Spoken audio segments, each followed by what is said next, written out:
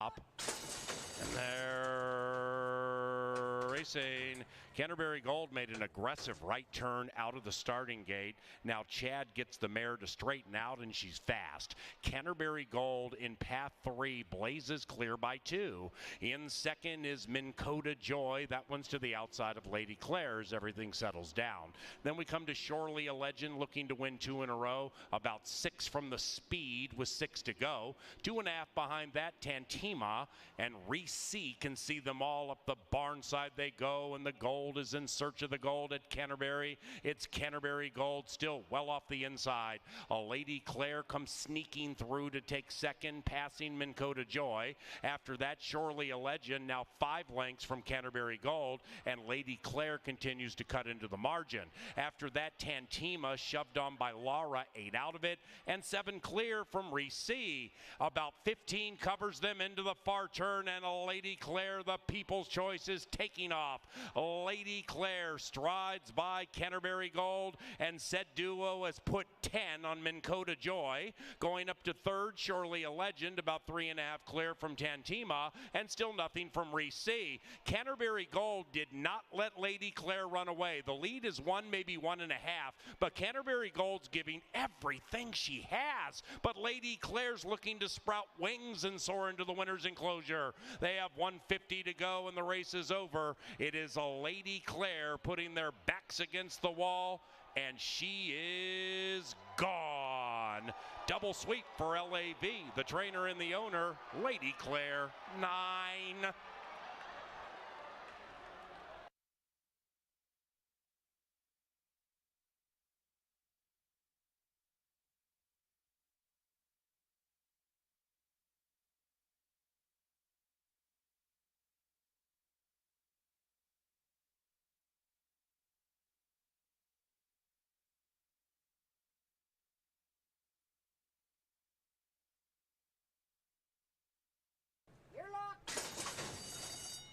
And they're off.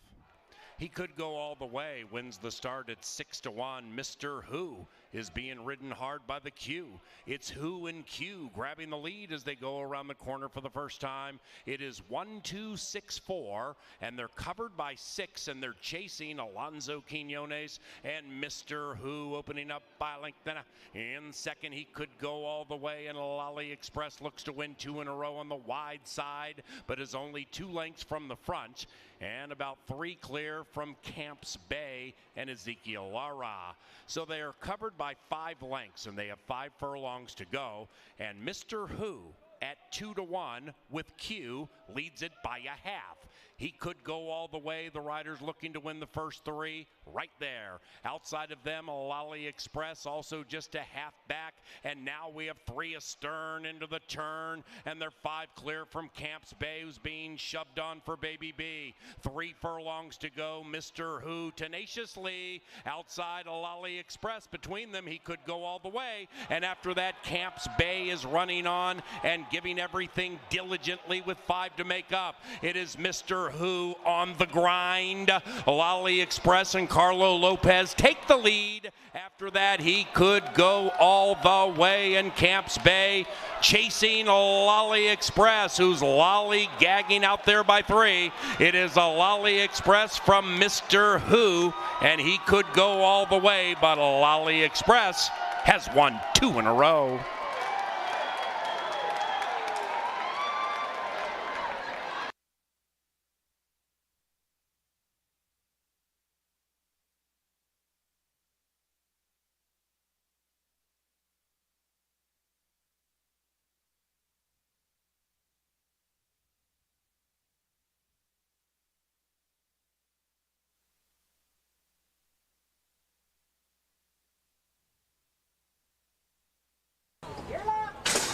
And they're racing in the Sam Charchian How Did My Son Lose a Program Password Classic.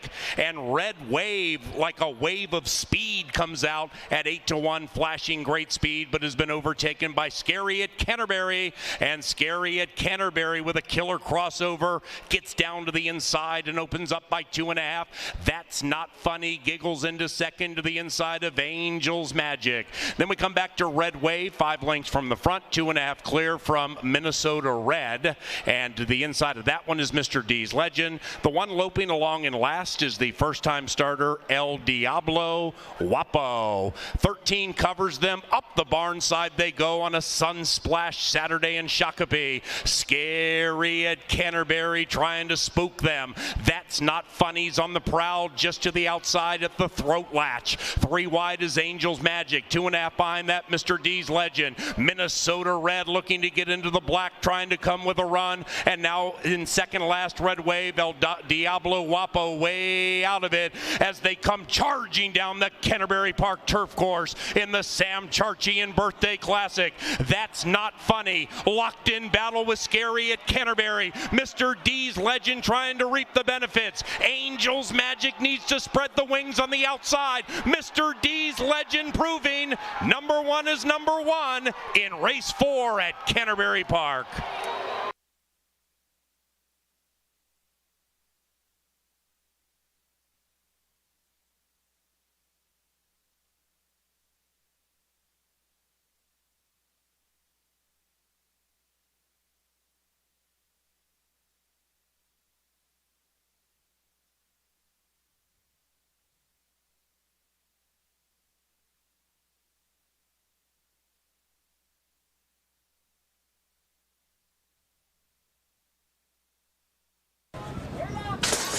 And they're racing in the Spoon Ridge Classic. Flash Flood and the Q come out nicely to the inside, and right next to that one is Moonshine Moxie, and the white horse puts the nose in front, joined by It's Her Time. The favorite is In Hand and Prominent. Inside of that, St. Serena looking to win 2 in a row, and we nearly have 4 abreast with a half mile to travel. About 5 behind that, Sundance Stars beginning to gallop in. The filly has found her feet, 7 lengths out of it. She's to the outside of Maiden Rock. Way back in last is Madisonian, and It's Her Time cuts off the far turn. It's Her Time opens up by 3. St. Serena lays second. She's being shaken up. Outside of that, Flash Flood is beginning to flash into action with the Q. Moonshine Moxie behind that one. Sundance Stars coming with her run, and she's 7 out of it. After that, it is Maiden Rock second last. Madisonian trails, and they head down the Canterbury Park stretch, chasing It's Her Time. It's Her Time trying to live up to the name, leading it by 2. Sundance Star cutting into the margin, stride by stride. They have a football field to go. It's Her Time from Sundance Star. It's Her Time indeed. 4-7-2 in race 5.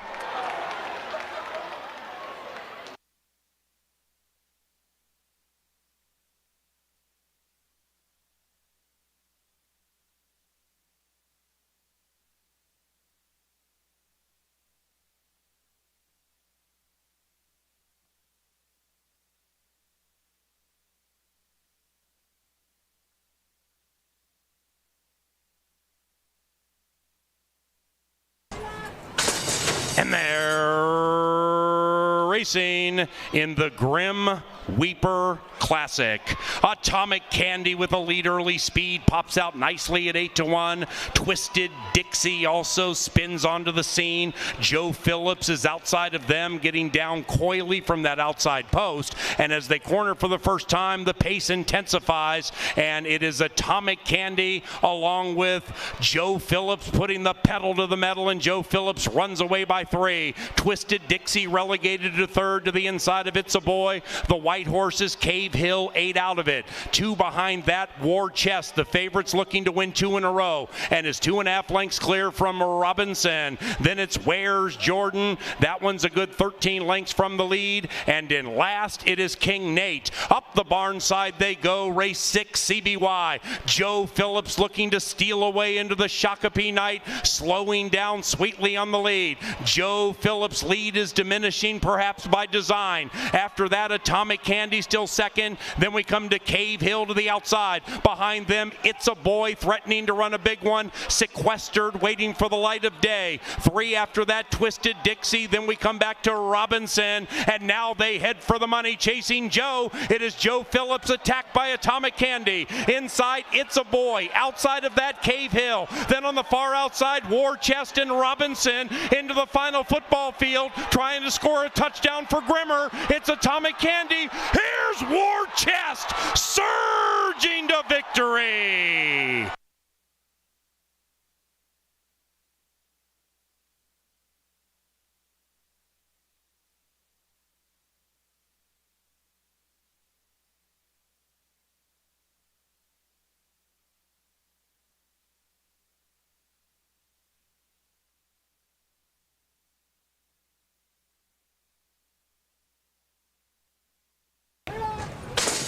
And they're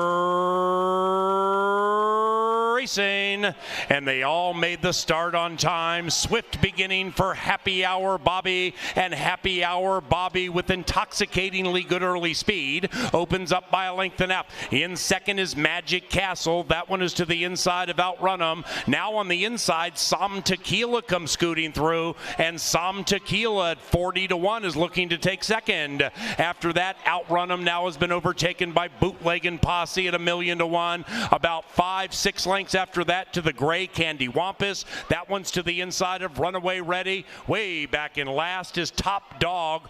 Top Dog would have to win 2 in a row from 18 out of it. The lead belongs to Happy Hour Bobby. It is Happy Hour Bobby from Magic Castle in the queue. That one's to the outside of Som Tequila. Then we come to Bootleggin' Posse. After that is Outrun 'em. Runaway Ready is coming on with a nice run, about 8 lengths out of it, and they have 2:50 to go. Happy Hour Bobby trying to leave them punch drunk. Outside of that is Magic Castle, and the queue sitting on a milestone. Then it's Runaway Ready. Inside of that is Outrun 'em, and here it is. Alonso Quinones put a queue around a milestone. That's 1,000 victories for Alonso Quinones.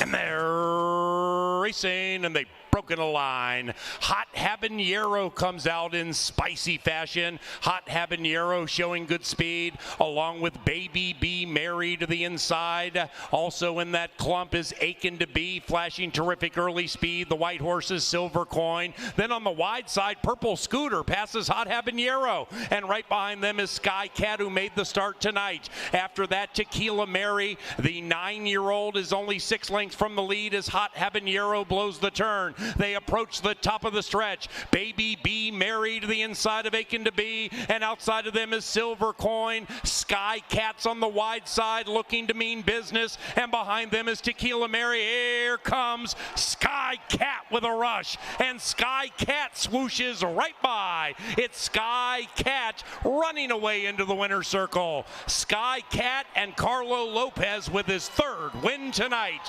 Tight photo for second. Baby Be Merry gets second.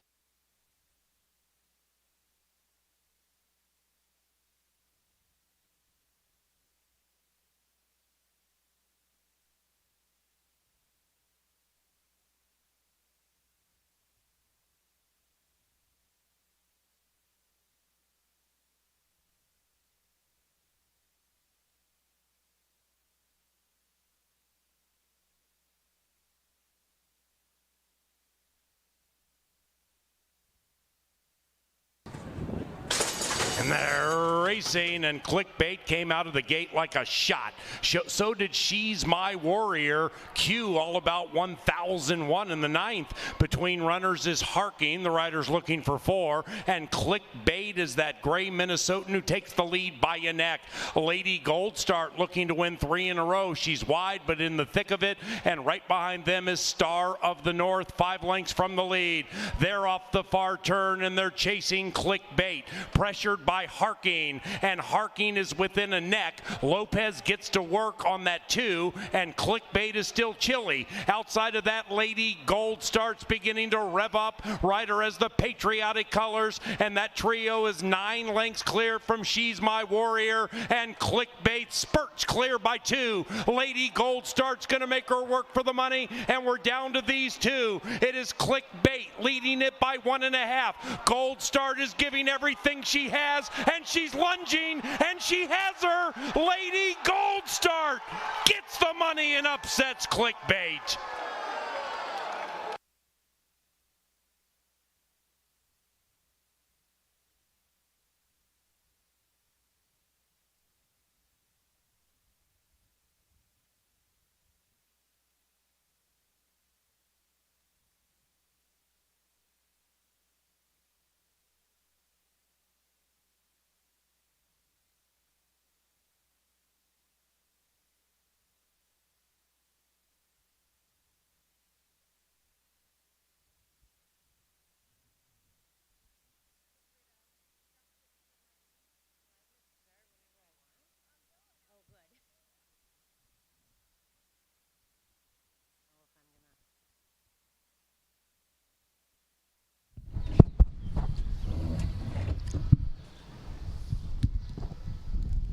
Ladies and gentlemen, please rise as Miss Andrea Anderson leads us in our national anthem. Oh, say, can you see by the dawn's early light what so proudly we hailed as the twilight's last gleaming, whose broad stripes and bright stars through the perilous fight o'er the ramparts we watched were so gallantly streaming, and the rocket's red glare, the bombs bursting in air, gave through the night that our flag was still there.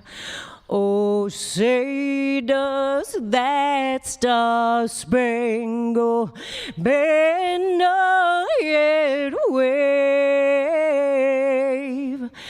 o'er the land of the free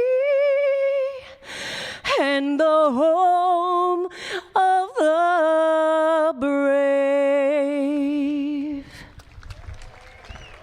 You want me to put it down now? Thank you. Welcome to racing from Canterbury Park in beautiful Shakopee, Minnesota, where the main track is fast and the turf course. The turf is firm, people. The turf is firm. Sunny and 71. Here are the changes on the card. If you'll get your programs handy, we will start with the first change of the day, which happens in race number 1. Make the jockey Miguel Arroyo on number 1, the Ghost. Arroyo on number 1. Race 2 is clean. No changes in the second half of the double. Moving on to race number 3, an important scratch in the third. Scratch number 5, Lyrical. With that scratch of Lyrical in the third, no superfecta wagering. Race 3, scratch 5. In the fourth race, a couple of changes, starting with a scratch. In the fourth, scratch number 10, Mizana. And now put Luis Valenzuela on number 3, Badger Kitten. Luis Valenzuela on the 3, Mizana the 10 is a scratch. Onward to the 5th, where we have a jockey change on number 2, Mr. Navigator, now ridden by Jermaine Bridgmahan. Bridgmahan on the 2 in the 5th. Jockey change in the 6th as well on number 3, Valentine Guy. In race 6, number 3 now ridden by Luis Valenzuela. Final scratch of the afternoon happens in our 7th race. In race 7, scratch number 4, Claire Sailing. Race 7, scratch 4. And finally, the last change happens in race 8. Number 6, Bellfire, is now ridden by Carlo Lopez. In the 8th, Lopez on the 6th. Up next in the Canta Theater near the Paddock. Today at the races with Paul Allen and yours truly, Kevin Gord. Come enjoy.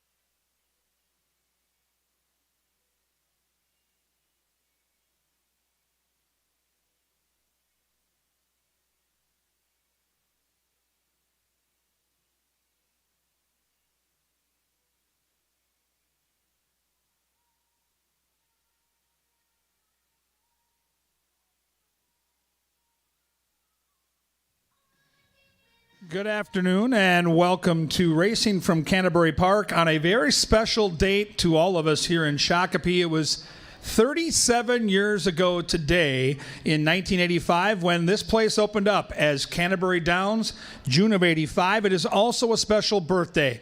Our good friend Jeff Madej, and this is a guy that's kind of the glue that keeps the whole operation together. Fan relations, media relations, anything that needs fixing, he's the guy that can get the job done. Happy birthday, Jeff Madej. We don't need to worry about the number. We just know the day is special because you're such a great guy. So happy birthday to Mr. Madej, and happy birthday to Canterbury Park and Canterbury Downs as we celebrate another day of Basset hound racing. It's one of our more spectacular days every year with the floppy ears, the dogs running down that stretch. We're going to break our horse racing schedule after races 3 and races 6. And each will provide 3 different heats of those Basset hound races. They're phenomenal, and as a bonus this year, the guy that's doing our tip sheet, Superstats Dave, has touts for said dog races in the tip sheet. So spend that $2, get some great horse racing analysis, and then get those Basset Hound touts, because even though there's no betting at the mutual windows, side bets often happen and are encouraged at a place like Canterbury Park. Now let's get down to the meat and potatoes. We got a great race card today. Our track announcer, Paul Allen, leads a prayer service every day in the Jocks Lounge. And we do want to say that the other night, jockey Ruben Fuentes went down in a very tough spill, and he has surgery scheduled tomorrow. So our thoughts are with the Fuentes family, specifically Ruben, and our prayers are with him as well for that surgery tomorrow. And I know Paul is downstairs with the jockeys taking care of them right now, and right on cue, the track announcer is here. Good afternoon, PA. We got to find a way to bet on the Bassets. We're going to bet on those Bassets. I mean, the dog racing at Canterbury has become very popular, but the floppy ears and the Bassets and everything they're doing that they do that distinguishes that breed, different from the Dachshunds and the Corgis and the Bulldogs and stuff, it all leads up to Labor Day weekend with Bark in the Park, and they run against each other. That's one of my favorite days of the season. What about you? I love it. And, you know, I'm a dog owner now for the first time. We got a couple of Morkie dogs about 8 years ago, Fenway and Brooks. So it's kind of changed my perspective. I've always loved these days, but when you're a pet owner, specifically a dog owner, I think it enhances how much you enjoy, just how special they are, just the love they give. And for a day like today, going out there and being a part of this, it's going to be awesome. You know, it's I heard you mention the prayer moments that I'm honored to have with the riders before they head out and do what they do. And part of the common thread that we share each and every time is any jockey in that room or anybody watching nationwide, they could jump in the paddock, take the microphone, analyze a race. They could come up and call a race. I mean, it may not be the greatest piece of TV or race call you've ever heard in your life, but they can do it. There's not a person here who could jump on a 1,200-pound animal yes. and race in a race going 30 miles per hour, and that's your career. So it's impossible to fathom what it's like walking in their boots. For sure. And I just think it's fascinating. It's like, of course, we can't play in the NBA. We can't skate in the NHL, play in the NFL. But we can play those sports competitively like we did when we were children, not at a professional level, but whoever has gotten on a horse, on a saddle, and raced against 9 others in a circle trying to win.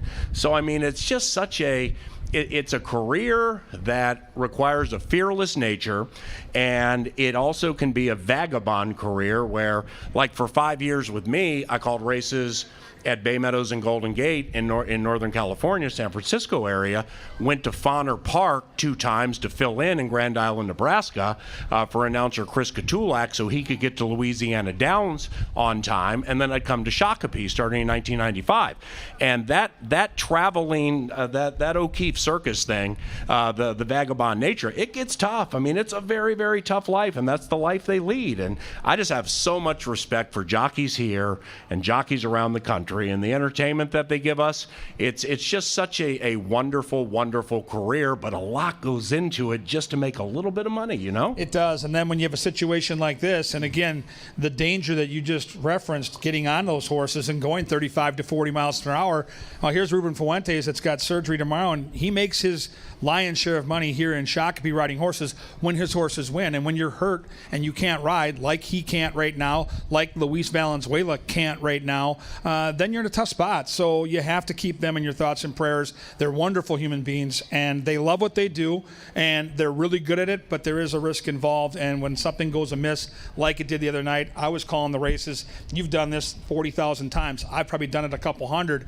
It hits you. It just hits you different when you're in that booth in the middle of a race and you see something like that happen. So we're thinking about you, Ruben. We're thinking about the Fuentes family, and we're hoping for the best tomorrow. Lastly, if you're interested, and I believe we have a day designated for this later in the season, it's called the Leg Up Fund. You can Google it. It's unto Canterbury and the riders who ride here. And it's a fund that's developed to benefit and aid, and it greatly aids riders who are injured and or disabled. And we are facing that situation right now with Ruben Fuentes. So therefore, I don't think we have anything set up where you can contribute right now. You can maybe go to the information booth, find me on the side, and we can learn more about it. But insurance for riders, think about it, those of you who work in the insurance game. I mean, in this career, getting the proper insurance, I mean, the cost has to be exponential. So I'm not saying that they don't have it, because I'm quite sure all do.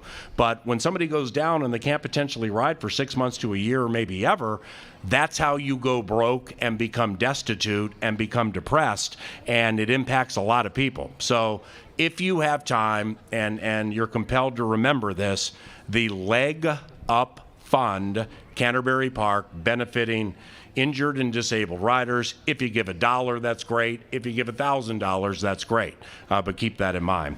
We have a fast main track and a firm turf course today. Number 1, De Ghost, is ridden by Miguel Arroyo in the first race, beginning that post-time pick 4, where they've been paying quite well, and the takeout's at 10%. That's a nation low. I picked it 3-1-2. What about you? And good morning. Good morning. And I went 3-2-4. I'm with you on the horse that I think a lot of people are going to be on here in the first, Silent Sailor. Mike Beeler's a trainer I trust. He's really good in this spot. When he goes maiden special weight down to maiden claiming, he's 31% wins. That's good enough for me. This horse is third off the layoff, turf to dirt, on the drop. You got every angle in the book. The 2 to me is scary because the 2 probably fits a little more, I think, comfortably at this level. Has been racing against claimers, had a troubled trip last time. And then I use the 4 horse, who I think obviously with Kelsey Haar should get a great trip from off the pace. So I go 3-2-4. As I tried to share yesterday when I had the wrong past performances, it's accurate today. That the Kevin's pointed it out. Aragoni used to. Angela does. I mean, it's a fact in horse racing. A drop in the maiden ranks is quite potent. They're generally favored or short priced, but we have a bunch of them in here. De Ghost, along with We're In It to Win It and Silent Sailor, they all go on precipitous drops. So when you get in with that new company, you might like it, and therefore kind of puff out the chest and run more confidently. But I think Silent Sailor, third off the layoff, that is the one to beat. Like Senor Spotty said, it's 3-1-2. What do you like in the Cup tonight, and why? I think Colorado's going to be tough. I think Tampa got themselves back in the series. I got a ton of respect for what the Lightning bring to the table, and I'm really excited that we get to watch a hockey game tonight after doing the horse thing all day. If push comes to shove, I would pick Colorado in tonight's game, but I'll be cheering like heck for Tampa Bay because I'm a Minnesota Wild fan, and we don't cheer for the Colorado Avalanche ever at any point. But, again, head over heart, I think that this might be their cup. They look like the better club, but I'll be cheering for Tampa. And for whom will we be cheering in race number 2 on the turf? It's firm, and they go 5-8, so don't blink. It's lickety-split. Major Attraction looking to win 2 in a row. Perfect Fanny looking to win 3 in a row. College Party looking to win 3 in a row. This old guy, this 8-year-old, or this 6-year-old, is just rock solid on this turf course. I tried to beat College Party with Major Attraction. I'll tell you why momentarily. Who do you like? There's a lot of speed, so I was torn between the 1 and the 6. I think these 2 horses have this race to themselves. I think they're the 2 best horses, and I think they get the 2 best trips. I think the 4 and the 5 are going to hook up early. I think College Party's going to get the first run. He's so sharp right now. He loves this turf course, and I love that outside post. But the 1 is the horse to beat because the pace is going to be honest, and this horse is going to be flying late. We saw a couple of horses win on our turf course last night from off of it, and I think the rain we got has softened the course up a little bit, so now you can close into some of these fractions. I go 6-1-5, and I think it's a 2-horse race. How about that Lady Gold Star Clickbait race last night? Unbelievable race. I mean, short field, excellent finish between those 2. And Clickbait, I mean, love the nest. When that 3-year-old starts running for Lothenbach and Burnt, that's probably the best Minnesotan we have on the grounds. But as females would go, Clickbait, I mean, I'm calling her Miss Minnesota in the race. She's incredible. Right, and she got beat. It was just weird. She got beat by running a race. I mean, she went out there and ran a big race. You called it right out of the starting gate. She popped the gate. She got the lead. But Lady Gold Star, when you see a good trainer who's won a couple races in a row on the turf and they move their horse to the dirt, that's got to tell you something. And Rengsdorf knew that was the right spot for that horse, and it was a terrific race to watch. Major Attraction made her Canterbury debut, and that was June 1st. And she wasn't Major Attraction. She went off at 5-2, absolutely crushed the field. It was a $16,000 claimer. This is definitely a step, at least a step up in class. But Major Attraction, the way she bit into this course, and she now has a work between races, she's on a good pattern because horses are creatures of habit. She's 2 of 3 lifetime on the turf, loves this distance, and Lindy is going to have to pop her from the inside. I really like Lindy on the turf. So I'm going to try to upset College Party, who I think is going to be around 7-5 in a small field. I'm going to go 1, 6, and 4 in race number 2. The third race, scratch number 5, Lyrical. Bad news for Spot. He liked that horse a lot. So we now eliminate superfecta wagering here, relegated to a quintet. Who do you like? Well, who goes with Lovely Linda? With the scratch now, I just don't see any speed. I mean, speed is such a lethal weapon in our game, and I think Lovely Linda, the 3, has this horse all to herself on the front end. So I love the 3 now. You can squeeze this horse if you want in your pick 4 and single confidently. I go 3, 4, and 6, and I think Linda's long gone. So, I mean, if you single Lovely Linda, that could be, a 3-1 single maybe? I mean, 4-horse field, I think maybe 5-2. 5-horse field, yeah. But it's family day, so we're going to have more kids out here than we do Wednesday, Thursday, and Saturday, which means TikTok's going to get over bet. TikTok will get over bet. Nice call. 100%. Nice call. Yeah. 5-2 would be a good price on that horse. I really like the 3. So with that post-time pick 4, races 1-4, 50-cent wager. You can use as many or as few horses in each race as you like. Lovely Linda potentially as a single is what you're saying. On my A ticket, yes. On the ticket I'm giving out to the public, I'm going to mix the 4 in there as well because I do think the 4, even though the pace isn't there, this horse has a pretty solid kick. And Carlo Lopez is red hot. Keep an eye on Carlo Lopez. Had a big night last night. So I'll use 2 horses on the ticket I give out, but my A ticket I will be singling the speedy Lovely Linda. I have 2 win bets I'm making today. The first one will be number 3, Lovely Linda. I will bet her if she is 2.5-1, 5-2 or above. If not, I'm out. Race number 4 takes us to the turf course, where the average payoffs on the turf course have been quite bountiful this year. At one point, Kevin said like 2-3 weeks ago, they were 10-1. It's come down, but nevertheless, upsets take place in races like this, where if you're going to do a little 50-cent 5-horse trifecta by yourself or cut it up with somebody, it costs $30. This would be the race to do it. Scratch number 10, Mizana. I fell into number 9, Midnight Current, because I think she's trustworthy.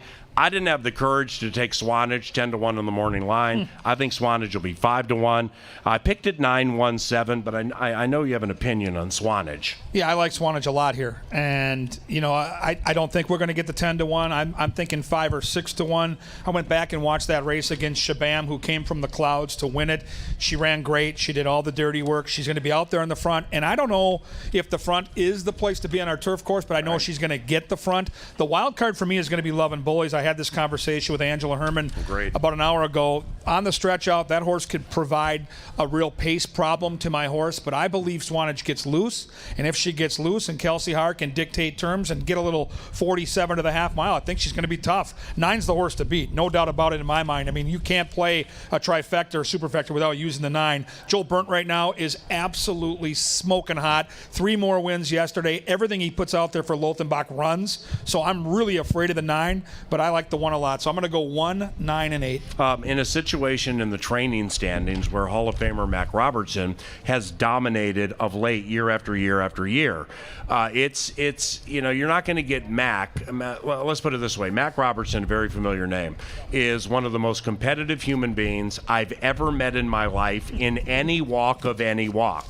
And I've gotten to know Joel Burnt a lot better over the last 6 months. He's very competitive too. Now they're almost tied in the trainer standings, and generally speaking, like with Mac and Robertino Diodoro or Bravo or whomever, it'll get down to the end of the season and we'll be like, well, Mac has the Minnesota breds. That's when he's going to pull away. You can't say that with the Lothenbachs and Joel. They have Minnesota breds. This is going to be a hell of a battle down to the wire. And it's fun for all of us that play the races, because when you're handicapping, it isn't just the past performances. You have to start looking at, as we get later in the season, how these trainers approach trying to get back in that mix. Do they have multiple horses in a race? Yeah. So there's another layer to our handicapping. And for us, the locals here that play it every single day, when all the money's coming in from New York and California and Vegas, that's a hidden edge that we have. Race number 4 for me, Midnight Current, I think, looking to win 3 in a row, but second off an extended layoff. I took this one simply because I think she's just the most apt to be consistent, and I like the way she won last time. Secondly, Swanage. The wild card for me in here, and I am using her in my pick 4, is Come On Sweet Pea. This one is 2 for 4 at the distance on the turf, likewise at Canterbury, and she came off a long layoff and ran on the main track, and the final time of 1:37.1 was nothing spectacular, but this mare is better on the turf than she is on the dirt, and now she gets on the turf and she gets around 2 turns. This is her game, and with Laura riding for Beeler, I think you're going to get close to 10-1. Keep that in mind for your trifectas. I am using number 7 in my pick 4. Let's get on to that 5th race now on a Pepsi Family Day at Canterbury. The Bassets will be racing following races 3 and 6. We will have 3 races after races 3 and 6. Race 5, number 2, Mr. Navigator, picked up by Jermaine Bridgemahan, no scratches. 3-5-7 for me. The beauty of this, I took number 3, Man U. Angela Herman took number 5, Hi Ho Cheerio. And Kevin's on a different horse. Yeah, I'm on the 1. I fell in love with Kickin' last time. Had this horse, bet this horse, cashed on him. Loved the way he ran. I thought he had to really go fast to do it and showed some guts late in the race. And then I love when you look at these type of races. These are optional claimers. When they come back with a workout in between starts, this horse had a gut-wrenching headwind, comes back a couple days later, nice 48 breeze. That tells me the horse has got to be doing well. He's a 5-year-old. He's on the inside. He's going to go to the lead. I think he's going to get the lead. The horse I fear is, there's a couple, but I really do fear the 7 horse here. One Son of a Chief. Those fauna races are sneaky. This horse is going to be a price. I agree. And I'm very concerned with Quinones on board. So I go 1, 7, 8, 3, and there's a lot of different directions I can go. On that pick 5, you're going to have to spread a little bit here in the 5th. Right, and this 8 horses in the race, this is a good trifecta or superfecta box race, okay? Kevin just talked about him. I like Man U. I'll say why in a second. But passed by Paul, this one's going to be about 8-1. Ran a bang-up race 2 races ago. Had a bad start last time. And in a creature of habit world or prisoner of the moment world, people are going to look at that. They're going to undervalue this horse. If passed by Paul jumps up and runs well, I'm not surprised. Hi Ho Cheerio, that's Angela's pick. I think that one's going to run well. The Wade Rarick from Nebraska that Kevin just talked about, that I picked the horse 3rd. That horse is absolutely in my pick 5. And then for me with Man U, I look at the last 2 races. The horse is 0-for-8 on the turf, ran on the turf last time, so all 9 victories have come on the main track. And the race against College Party was a terrific race. College Party is rock solid. Skippy Strike came back to win. The race in Tulsa, 2 horses who finished in front of this horse won. This horse is racing against really difficult horses to beat. I don't know if that's the case today, and I think we're going to get 3-1. So I'm going to pick at 3-5-7. Might have just talked myself into a win bet on Man U. Race number 6 of the 8. This begins the final pick 3. After race 6, the final set of Basset Hound races.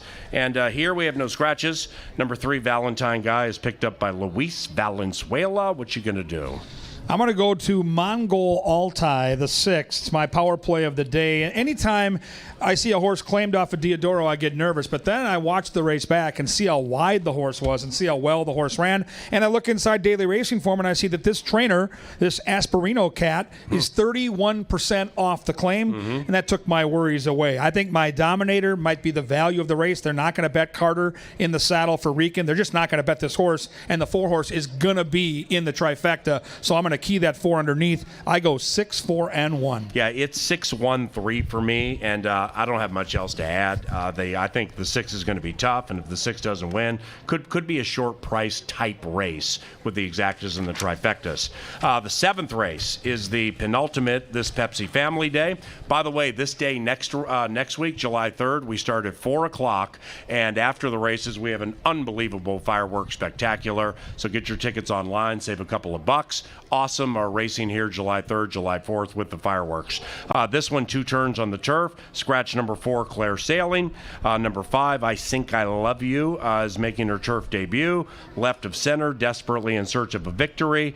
Pocket full of posies helped me cash a nice trifecta the last time she ran. She stretches out and makes her turf debut. She's talented. And Kevin and I both took that one. And neither one of us generally take horses like Going to the Turf in the maiden ranks for the first time. Why'd you do it? I did it because I liked what she did last time. I thought that was going to be a key maiden race, and I thought she made a move into a really fast split, and I think she fits 7.5 furlongs. Shadowhawk is the sire of the dam. There's no doubt the one is the horse to beat. I can read the form. I can see the experience, the post position, all the good stuff, the workout, bravo. So the one is a must-use, but I think the 3 might jump up and run a big one today, so I'll go 3, 1, and 7. Race number 8, the final live race today. After the 8th, about 10 minutes after the 8th, those of you here with kids, we bring the kids out to the dirt track. We sprint them about 40 yards. It's an actual race. One race for kids 7 years of age and younger, the other for those 8 and older. That's 10 minutes after the last. Here in the 8th, number 6 is picked up by Kelsey Haar.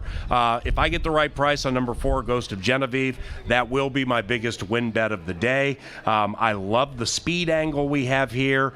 We go to the turf course. Now, we're doing it for the first time. However, the breeding is okay for me, but really at the maiden level at Canterbury, I don't trip on breeding too much when it comes to turf. I just think this horse is way too fast, and I think she's going to jump out there with Harry, and she's going to win at 9-5, 2-1, and I happen to like her a lot. 4-2-8. Yeah, the horse that she ran into last time, and she was in front of her, is It's Her Time, who won a nice race last night. So 4 Forgot to say it. 4 is a must use for me. I was super intrigued by the 2, who's 8-1. Harlow's Harmony.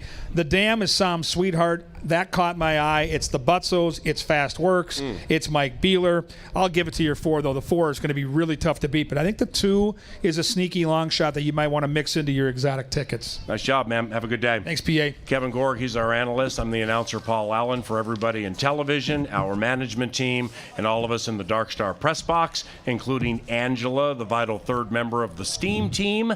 Thank you very much for coming out to Canterbury Park on this absolutely beautiful Sunday. Make some money, all right?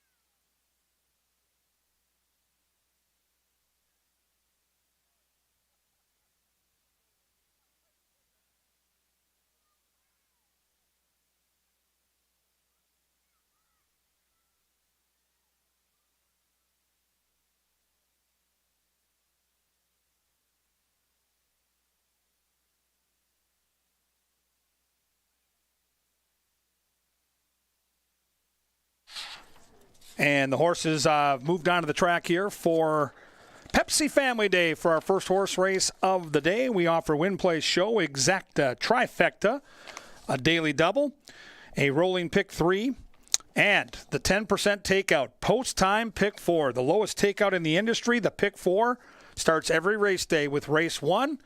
We'll have a ticket that you can use to help you along the way. Coming up shortly, the post-time pick 4 and race number 1 on Pepsi Family Day with Basset Hound races after races 3 and 6 is coming up inside 4 minutes.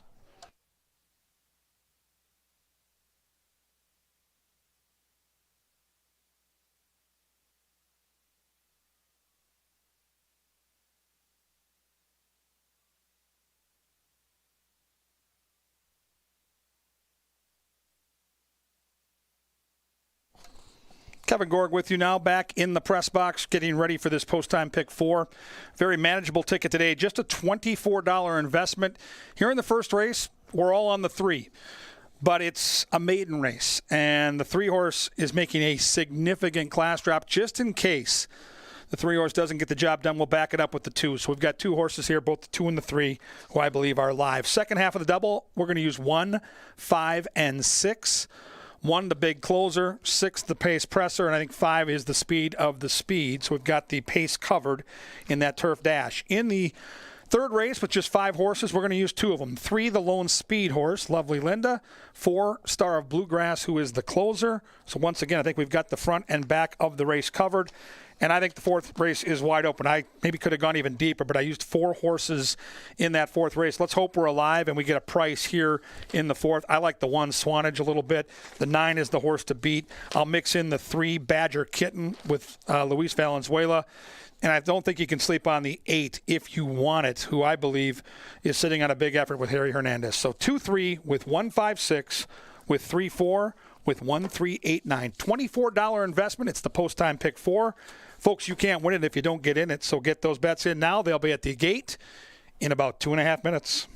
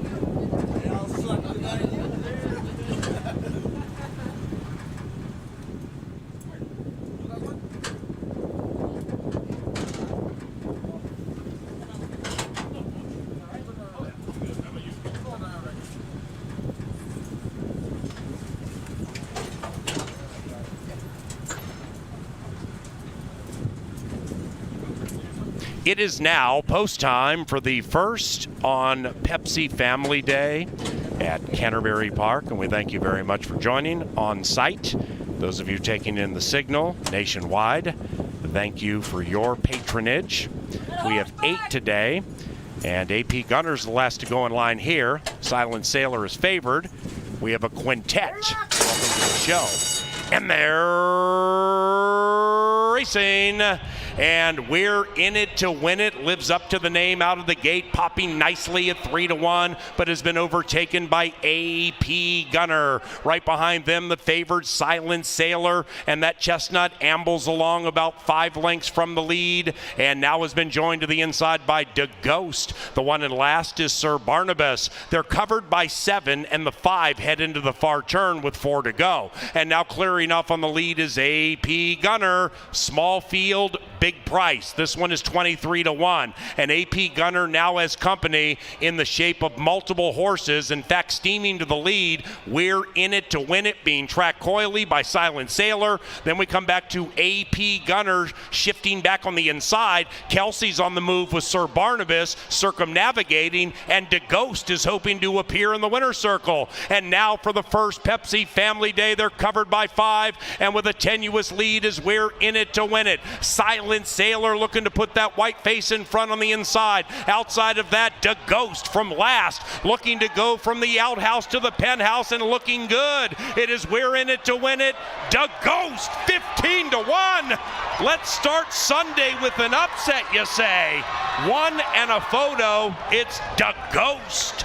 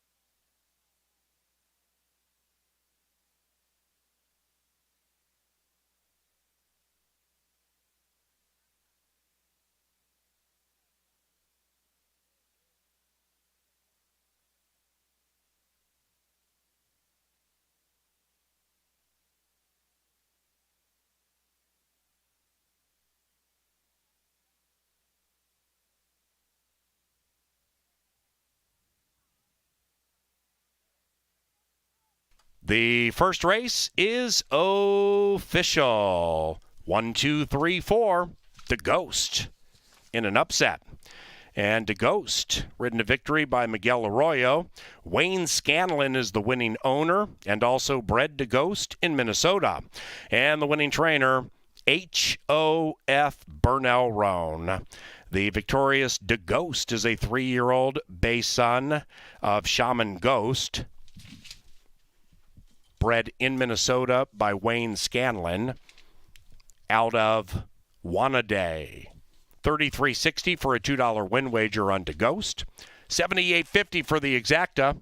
50-cent trifecta paid $51.50 with a 1-to-5 shot in third. Quite the bountiful payoff. The second race is 20 minutes from now. It's our first turf race. It's listed as firm. No scratches. Welcome to Canterbury Park.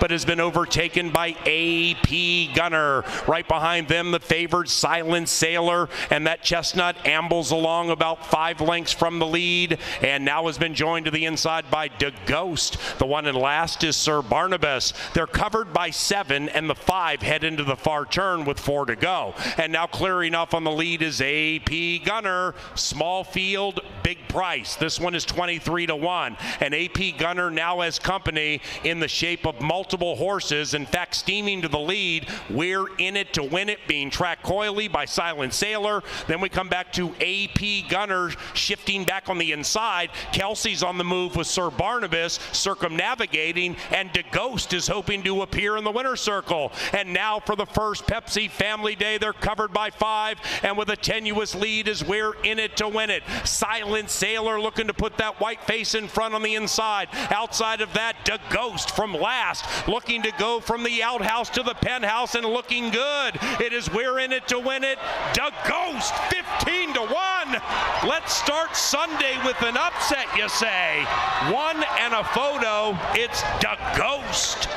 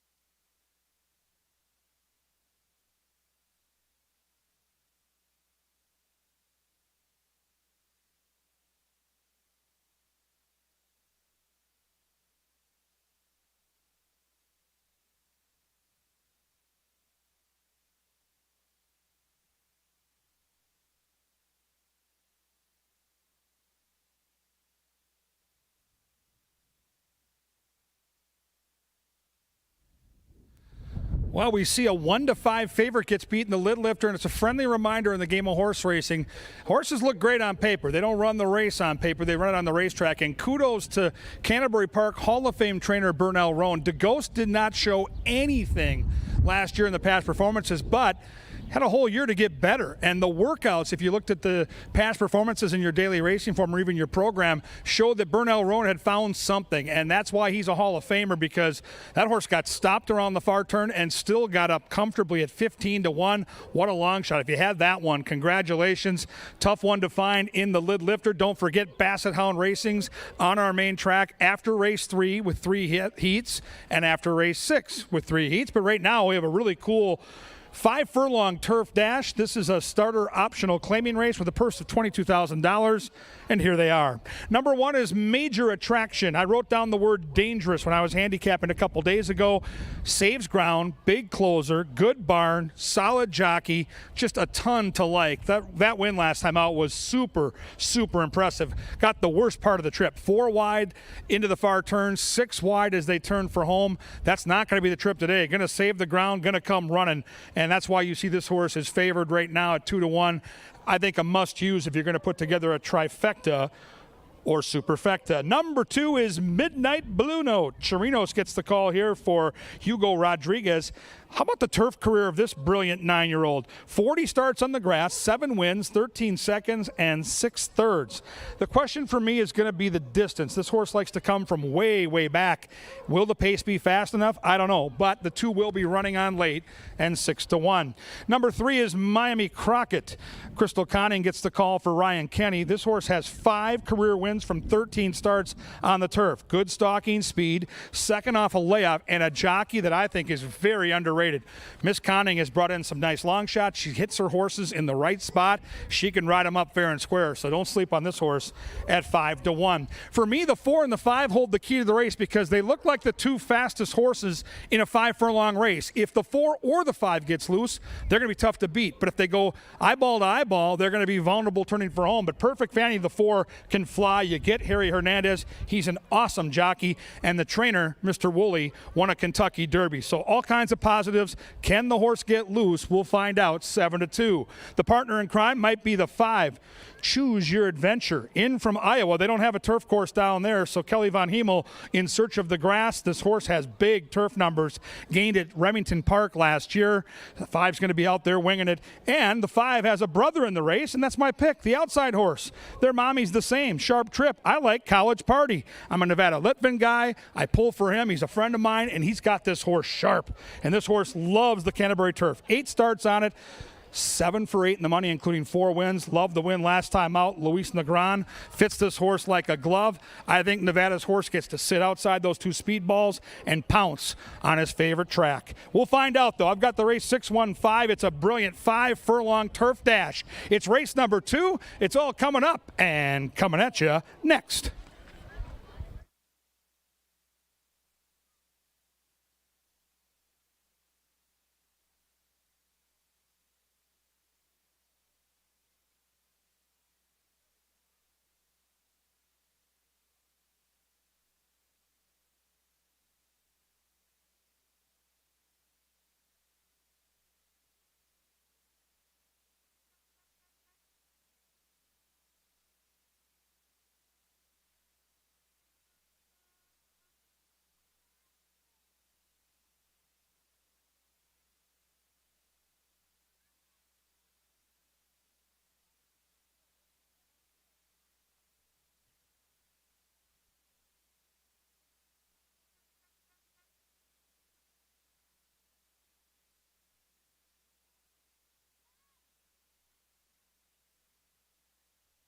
Ladies and gentlemen, after years of training under the great Quincy Jones, we welcome to the microphone Canterbury's bugler, Mr. Count Basie.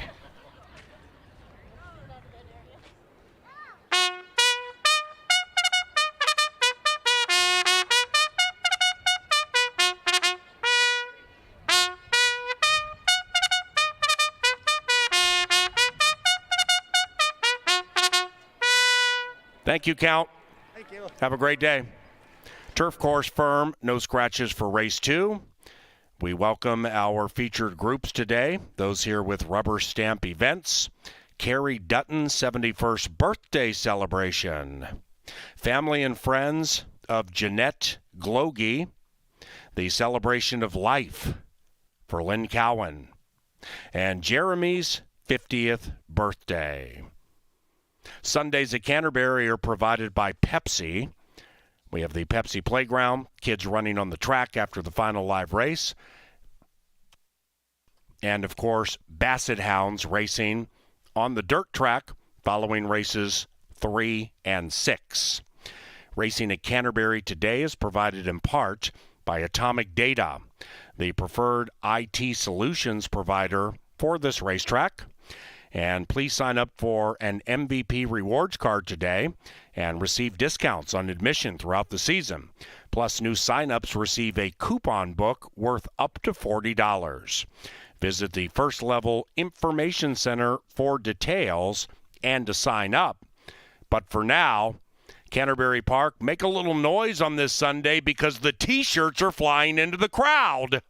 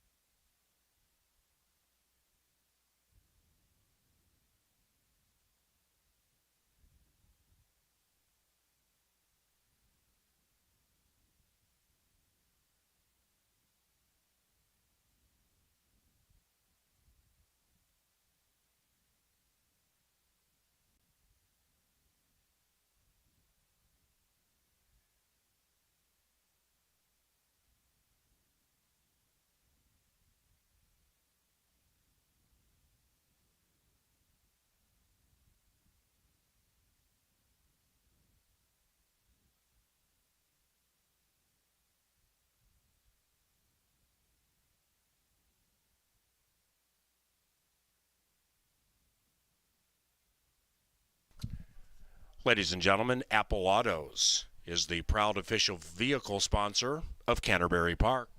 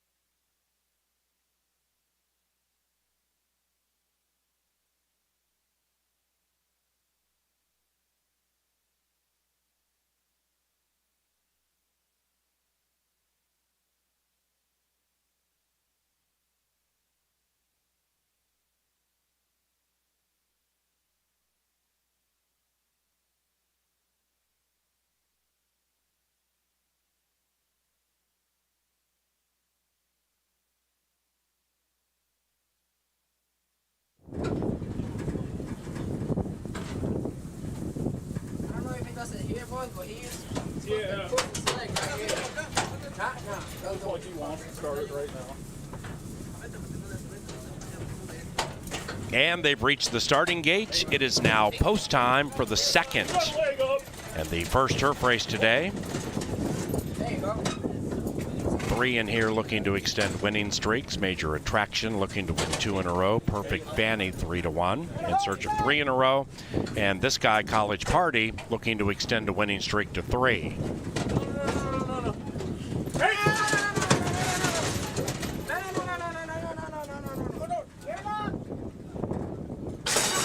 They're racing, and the veteran College Party jumped the field. College Party from the 6th spot with the lead early speed. Perfect Fanny right alongside, and between them, Choose Your Adventure. After that, we come to Miami Crockett. Major Attraction off in last, and now 6 out of it, and about 5 clear from Midnight Blue Note. Into the far turn, they zing in this 5/8 turf event, and College Party's looking to win 3 in a row. College Party 1. Choose Your Adventure on the prowl to the outside. Then it's Perfect Fanny, now 2.5 lengths from the lead. Major Attraction would have to win 2 in a row from 4 out of it. White blinkers to the inside. And after that is Miami Crockett. College Party has company in the shape of Choose Your Adventure, and Major Attraction is knifing through to the inside. Choose Your Adventure, College Party, 5 and 6 to the wire together. Choose Your Adventure in the winner's circle.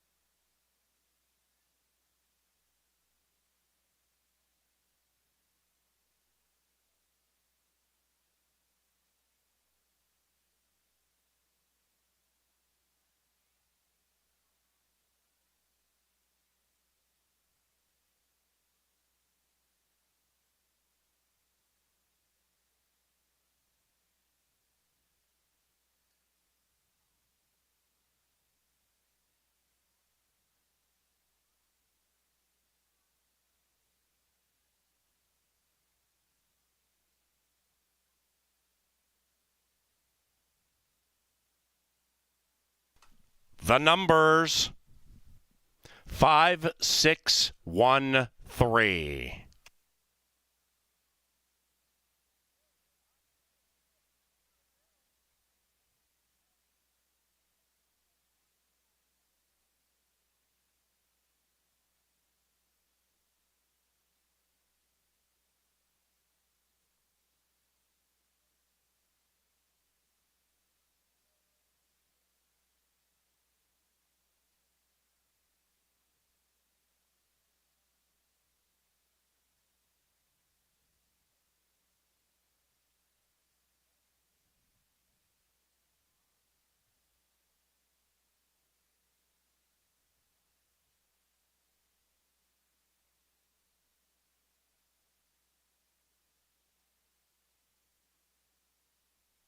The second is official.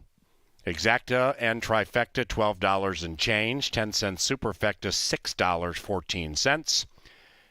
The first double, 1-5, paid $97.60 for a buck. The third race takes us back to the fast main track. Scratch number 5, Lyrical. And we have no superfecta wagering in race number 3. The third is courtesy of Bush Light. We thank Bush Light for 2022 sponsorship. And don't forget, following race number 3, we have a trio of Basset hound races. Side bets are strongly encouraged. That's about 5 minutes after the third race.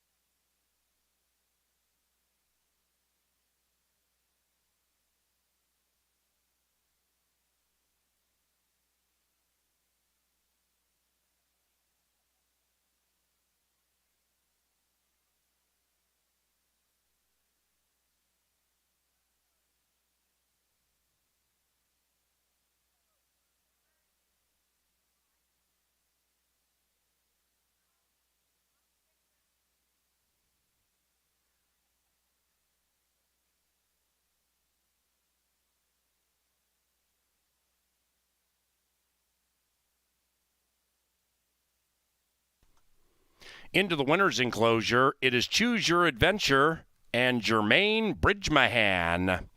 The winning owner, Patrick Kuda, and the winning trainer, Kelly Von Hemel.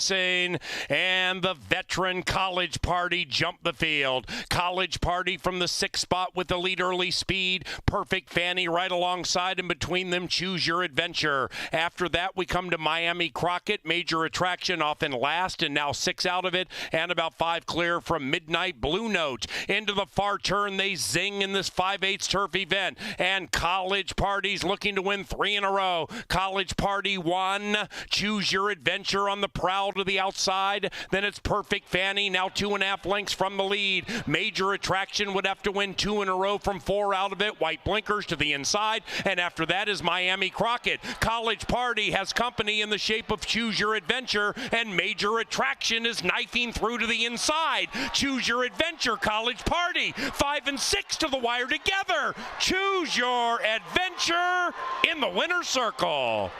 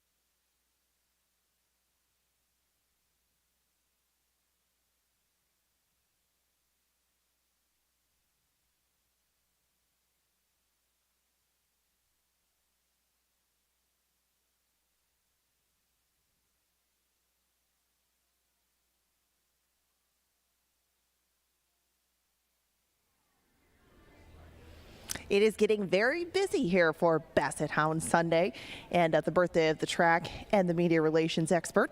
So if you are wagering, please get in line early, have everything ready to go, as we do have lines that are getting quite long at the betting windows. Good luck to you in this third race. We do have a scratch in here, so no superfecta wagering in here with the scratch of number 5, Lyrical. And that kind of left lovely Linda looking like she might be alone on the lead. That's why she's taking all the money early. She is 9-5 at the moment. She was the favorite when I was walking down here. Now the favorite's the outside runner, TikTok. That's the way that I went in here, but we're going to start on the inside with Summer Lovin'. Summer Lovin's 2 for 15 here, but she's run some very good races in defeat. She has a few thirds, a few seconds to go with those 2 wins, and Summer Lovin' can come from off the pace. It might not be so friendly to that kind of horse anymore with the scratch of the 5, Lyrical, but this filly isn't totally one-dimensional. I just thought that maybe getting a race under her belt and getting a little bit more pace involved, maybe even a bigger field, would all work a little bit better for Summer Lovin'. But right now, you're going to get 7-1 on her.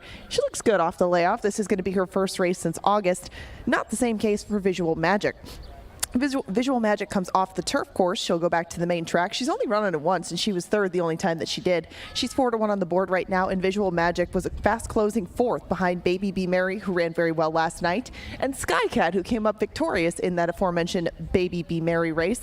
This filly does own 2 of her 4 wins on the main track, actually 3 of her 4 wins on the main track, and Visual Magic might like it a little bit better in her second try over our dirt. 9-5 is the price that you're getting on Lovely Linda, and I did make these picks before the scratches. The scratch of Lyrical definitely benefits this filly. She was she was 3rd in her last start behind CC the Bartender. That was only going 5 furlongs. She does get a little bit of extra distance today, but shouldn't be too much hindrance to this filly. She does like to control things on the front end. She should be able to, and right now 9-5 seems pretty square. I wouldn't expect that to last, though. The 4 Stars of Bluegrass is making the most change in this whole field. Esperino brings her out on a cutback, on a move from turf to dirt, and on a slight class drop. She hasn't really done much of this, at least in recent history. She's been going pretty much 2 turns all the way back to last October. Stars of Bluegrass is one that I had actually taken both of her starts up here this year. She came out at the top of the stretch of that May 28th race and had every shot to go by Swanage. Swanage just ran her eyeballs out that day. This one gets a little bit goofy in the stretch, and she's behaving herself down here today, but do keep an eye on Stars of Bluegrass as she comes for home, as Stars of Bluegrass has gotten a little bit erratic in the stretch both times that I've watched her up here. That 9-5 morning line has turned into 9-2, though. If you do like Stars of Bluegrass, you are getting some value for your buck. TikTok on the outside is the one that I ended up with on top. TikTok is your current 8-5 favorite. She comes off just a race she never showed up. That was 6.5 furlongs. Where's Frankie was on a win streak. Even Pandora and Silly Notion haven't, caught my eye yet at this meet, but TikTok prior to that was doing very good work both here and at Turf Paradise. She only lost by a neck in her first race up here to I Know Your Face. They were both flying at the end of that, and I Know Your Face pulled a big upset that day, but TikTok ran pretty well in defeat. That was over a good track today. She'll get back to fast dirt, but if she returns back to either of those races at Turf Paradise where she wasn't too far off the pace, I think that she could maybe keep some pressure on Lovely Linda, but that one definitely is in the driver's seat as far as pace goes. We're 9 minutes away from that third race. As I mentioned, no super wagering, but you do have tries, exactas, win, place, show, doubles, and pick 3s to pick from. Remember, get in line early. If you have a mobile app on your phone, use that today as the lines are long and the crowd is growing with 8 minutes to post. The power play is coming up next.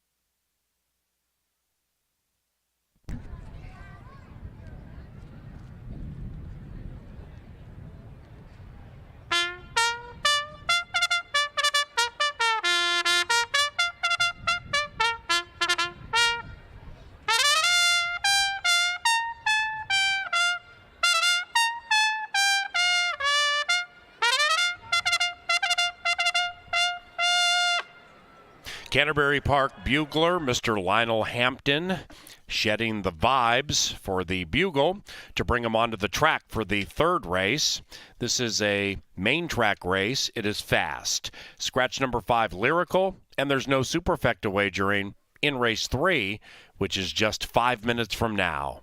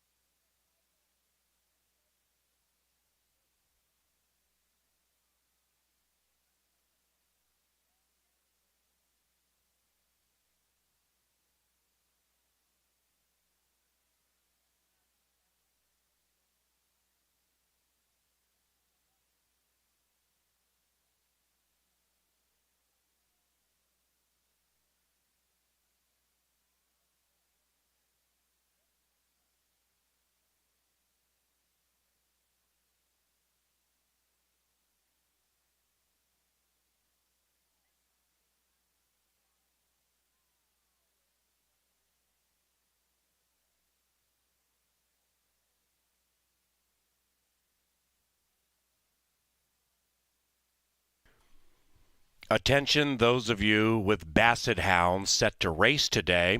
If your dogs are scheduled to race following race 3 in heats 1, 2, or 3, please head to the playground area now. That's those of you with Bassets here today set to race following race 3 in heats 1, 2, or 3. Please head to the playground area now. Thank you.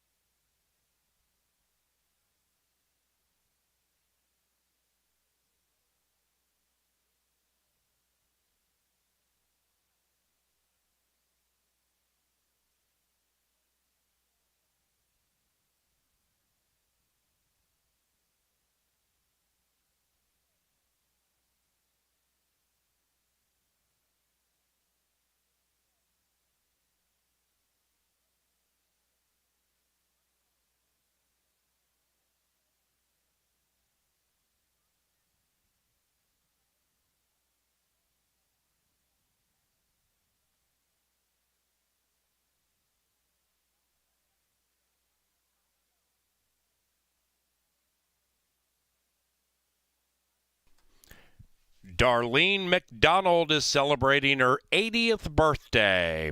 Happy birthday, Darlene McDonald.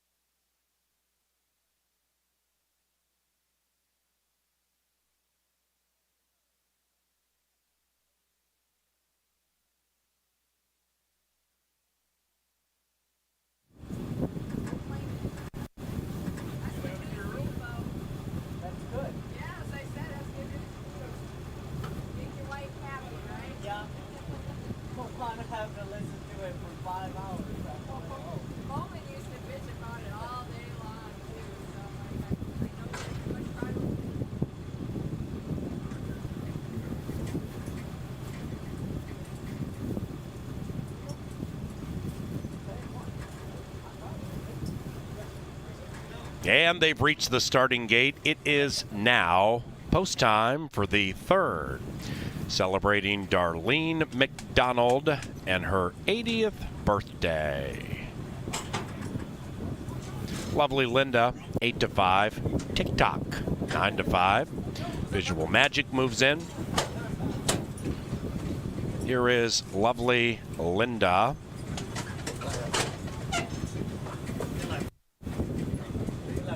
Stars of Bluegrass, one of two in the race, owned and trained by Alfredo Esprino, new to Canterbury this season. TikTok, last in. The Basset's in about 10, but first, race number 3. Coming in.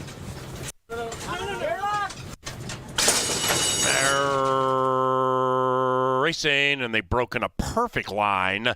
Visual Magic, visually fast, but overtaken by Lovely Linda. Now on the inside, Summer Lovin' comes flying through, and outside of that is TikTok, but the lead belongs to Lovely Linda by a neck. After that, Stars of Bluegrass about 3 lengths behind the stablemate, and running away from Visual Magic, who's only 5 lengths from the lead. 5 separated by 5, and now they have about 3 to go. And Linda still looks lovely. It's Lovely Linda and Fuentes to the inside, challenged by TikTok and Hernandez. Outside of that is Stars of Bluegrass. Summer Lovin' was right up there, but now is being pushed on hard, kind of doing the moonwalk, and Visual Magic is attempting to run on from 4 out of it. They head for the money, 3 in a line. Far outside, Stars of Bluegrass. Inside of that, Lovely Linda might be calling it a day. Summer Lovin' looking to re-engage. Between runners is TikTok, and a late charge from Visual Magic from 5 out of it. Up goes Stars of Bluegrass.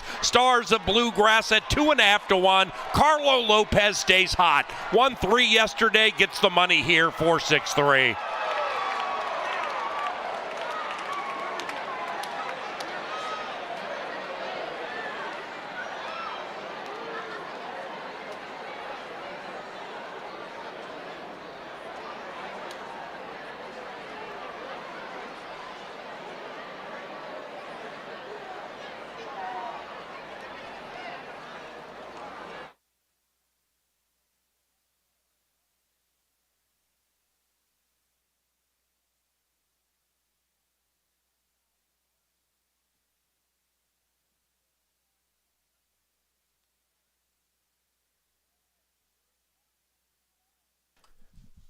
Number 4, Stars of Bluegrass first. 4-6-3-2. In 111.91. It's all unofficial. Please hold all tickets.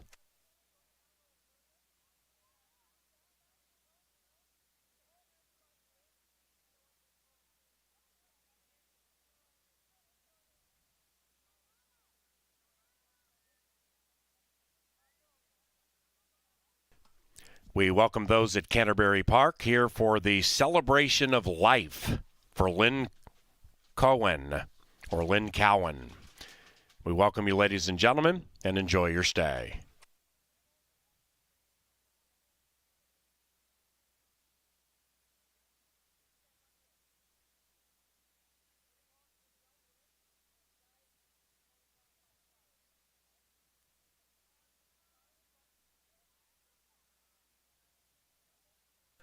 And the third race is official, 4-6-3-2. Coming up shortly, 3 Basset hound races on the dirt track. Head down to the fence adjacent to said track or around the winner's enclosure and take in that spectacle. When we're done with that, we go to the turf for race number 4, quite competitive. We have 9 of them dueling. Number 3, Badger Kitten, is picked up by Luis Valenzuela. And number 10, Mizana, has been scratched. Racing at Canterbury is provided in part by Maker's Mark and makersmark.com. Into the winner's circle, it is Stars of Bluegrass and Carlo Lopez. That's 5 victories this racing week for Carlo, most in the room. The winning owner and trainer, Alfredo Esprino.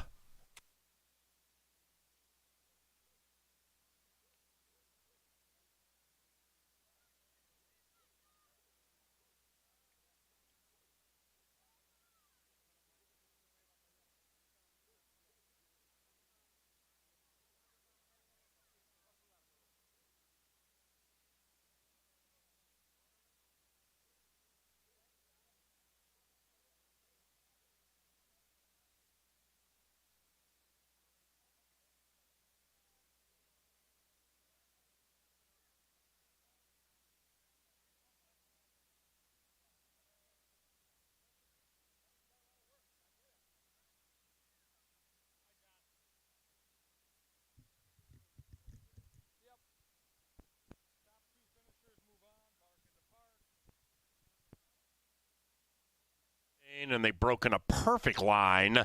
Visual Magic, visually fast, but overtaken by Lovely Linda. Now on the inside, Summer Lovin' comes flying through, and outside of that is TikTok. TikTok, but the lead belongs to lovely Linda by a neck. After that, Stars of Bluegrass about 3 lengths behind the stablemate and running away from Visual Magic, who's only 5 lengths from the lead. 5 separated by 5, and now they have about 3 to go. And Linda still looks lovely. It's lovely Linda and Fuentes to the inside, challenged by TikTok and Hernandez. Outside of that is Stars of Bluegrass. Summer Lovin' was right up there, but now is being pushed on hard, kind of doing the moonwalk. And Visual Magic is attempting to run on from 4 out of it. They head for the money, 3 in a line. Far outside, Stars of Bluegrass. Inside of that, lovely Linda might be calling it a day. Summer Lovin' looking to re-engage. Between runners is TikTok, and a late charge from Visual Magic from 5 out of it. Up goes Stars of Bluegrass. Stars of Bluegrass at 2.5 to 1. Carlo Lopez stays hot. 1-3 yesterday, gets the money here, 4-6-3.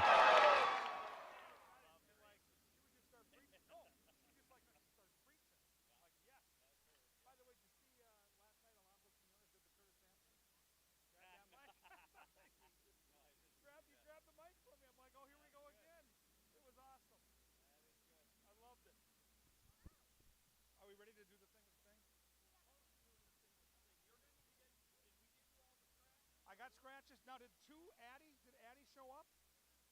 No Addie.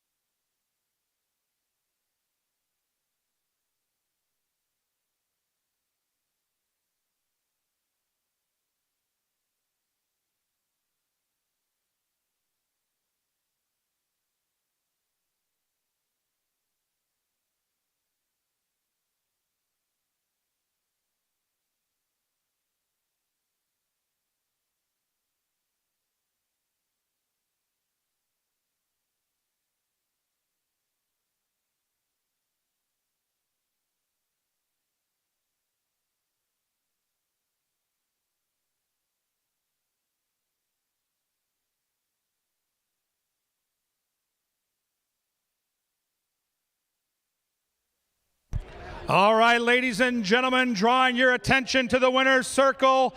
Here come the combatants for heat number 1. It's time for Basset Hound Racing at Canterbury Park. Let those dogs hear you. Remember, the top 2 qualifiers from each of these next 3 heats will qualify to come back to the Bark in the Park on Labor Day here at Canterbury. Let's meet the pups for heat number 1, starting with number 1 at 48 pounds and 43 inches. Give it up for Bessie. Next in line is number 3, 30 inches long, 45 pounds. Here comes Milton. Number 4 is a little sleepy, so we might need to give this one an extra clap or two. At 45 inches and 56 pounds, here comes Cracklin' Rosie. Number 5, beautiful looking dark coat, 30 inches, 48 pounds. Here she is, Fiona.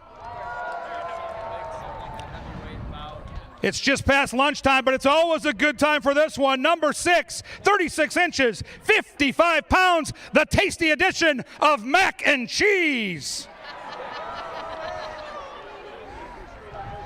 Wearing number 7, a change in your program. How about this guy?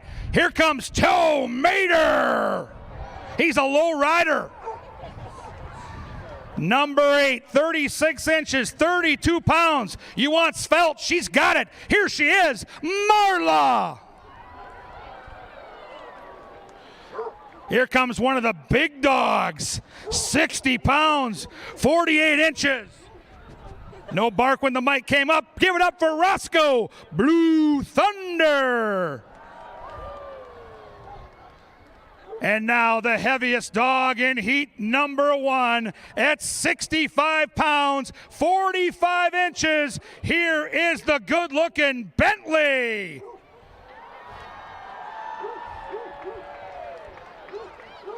And for your side bets, a late addition to the program, double handler in play. Give it up for number 12, Georgie. All right, the Basset Hounds are heading to the starting gate. We've got the official starter and rules chairperson, John Gruen, with me. We will watch the race and decide who the top 2 qualifiers are. And you can hear the dogs that are in heats 2 and 3 supporting their fellow hounds. Top 2 qualifiers here with the scratches of the 2 and the original 7. We've got a field of 10.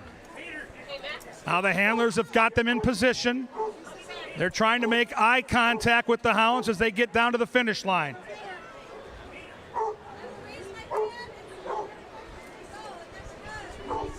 Right now, you better get those bets in. We got about 30 seconds until heat number 1. Who do you like?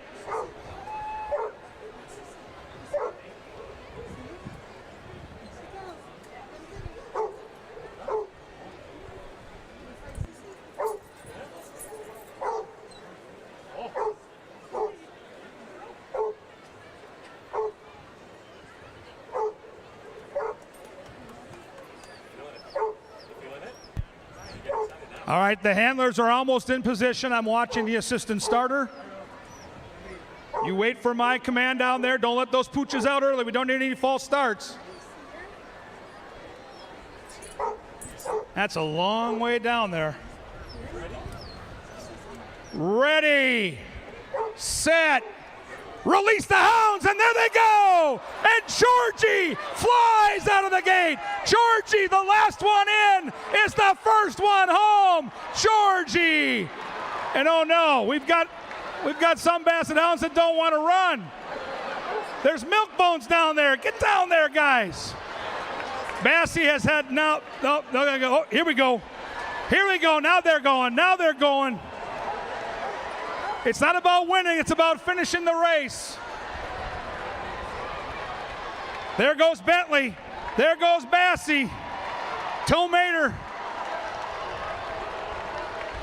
If you bet on Georgie, you can head to the window. The last one in, kind of like Rich Strike in the Kentucky Derby.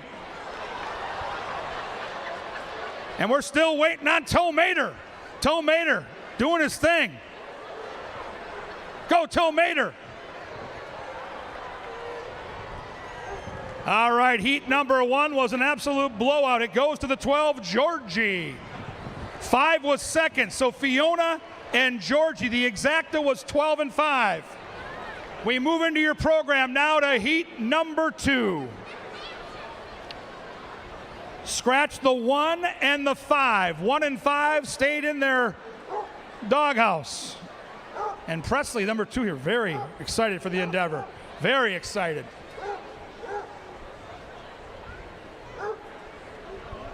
All right, here we go with the combatants for number 2, starting at 63 pounds, 48 and a half inches. Here is Presley. Number 3, Ernie, Mr. Byrne. Look at Mr. Byrne getting down, smelling that dirt. Number 4, 45 pounds, 34 inches. Here is Bigsley. How about the floppy ears on number 6? 65 pounds, 42 inches, and by far the biggest ears. Here comes Uno. Next in line, a very light 38 pounds, 40 inches. Give it up for Russell. Here comes one of the big dogs, 70 pounds and only 24 inches. Girth is good for number 8. Here is Sebastian. All right, 36 pounds, 32 inches, light and ready to rock. Here is Scarlett. Look at that little dog. Go, Scarlett. surrounded by another big dog. We already saw Presley. Here comes another one. Same theme. In the purple, give it up for number 10. Looking to make some sweet music. Here is Elvis. And now the biggest dog in heat number 2 at 70 pounds, 46 inches. Here comes Ogie. And last in line, we just saw 12 win the first heat. Can it happen again? Number 12, only 38 pounds. It's the speedy Azzy. There they go. The dogs are heading to the gate for heat number 2. Get your side bets in right now. Who's going to be? Who's it going to be? I like Ogie. Ogie looks ready, all 70 pounds. Look at him get to that starting gate, intimidating those fellow hounds. Or could it be an Elvis and a Presley, 1-2 exacta? If John Hardy was here, he'd be boxing Elvis and Presley. All right, handlers down to your finish line. Hounds in that starting gate. Heat number 2 is about to commence.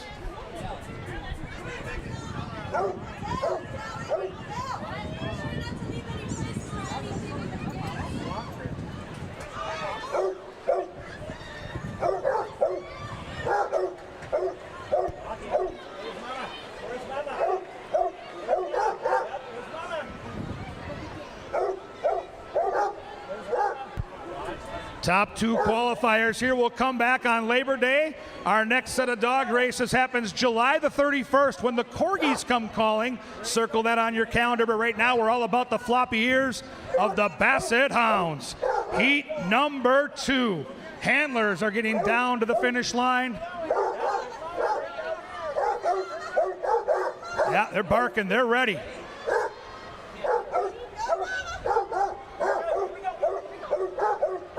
It's almost time. Get those side bets in. It's almost time to start the race. The hounds are all set, ready, set, go! And off they go. And look at Presley charge. Here comes Scarlet. Scarlet on the outside. Presley on the inside. Scarlet. It finishes 9-2-4. And again, we have some hounds that didn't get the memo. Mr. Byrne charging late. Elvis charging late. Elvis has finally left the starting gate. Finish that race, guys. Keep going. You're doing good. No, not this way. That way. 9-2 is official from John Gruen. 9-2 official. The winner was Scarlet at 36 pounds, 32 inches. She was the lightest Basset hound in the race. And we've still got one more Basset hound to finish the race, the lovely Azzy.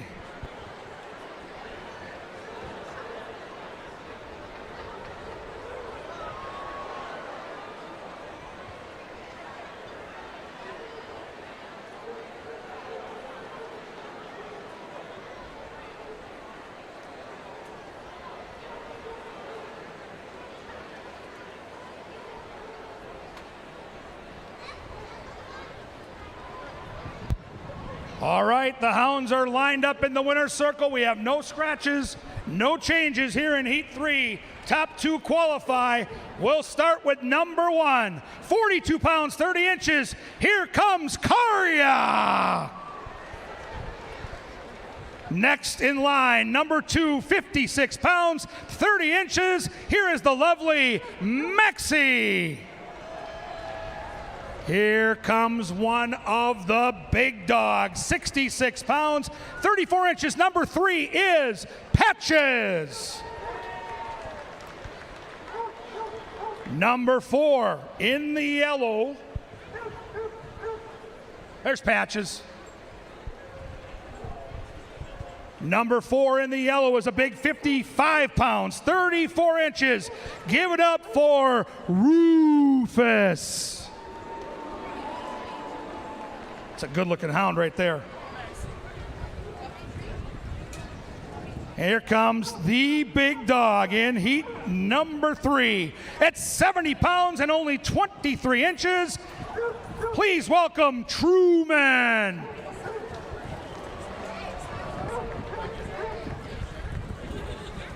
Number 6, 40 inches, 65 pounds. Here comes Bruce. They like Bruce.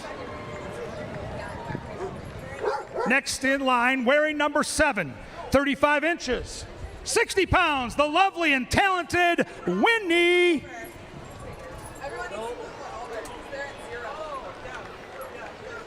Here comes the smallest pooch in the race, 43 pounds, 36 inches, number 8. Give it up for Jelly Bean.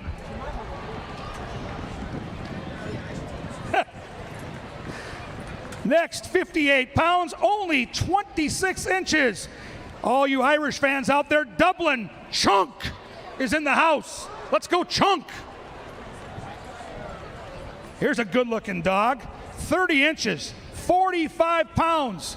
Give it up for number 10, Butter, who looks to be on a roll today. Look at Butter go. Here's a fan favorite, 45 pounds, 36 inches, wearing the 11 saddle cloth. Let's hear it for Cooper. And one of the big dogs at the back end, wearing number 12 with a whopping 70 pounds, 31 inches. Here she comes. She is Lily.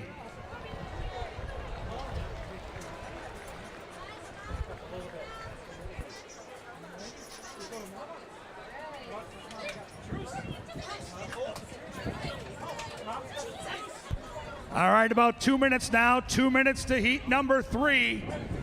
We've seen big dogs qualify. We've seen little dogs qualify. The 2 big dogs in this one are 70 pounds Truman and 70 pounds Lily.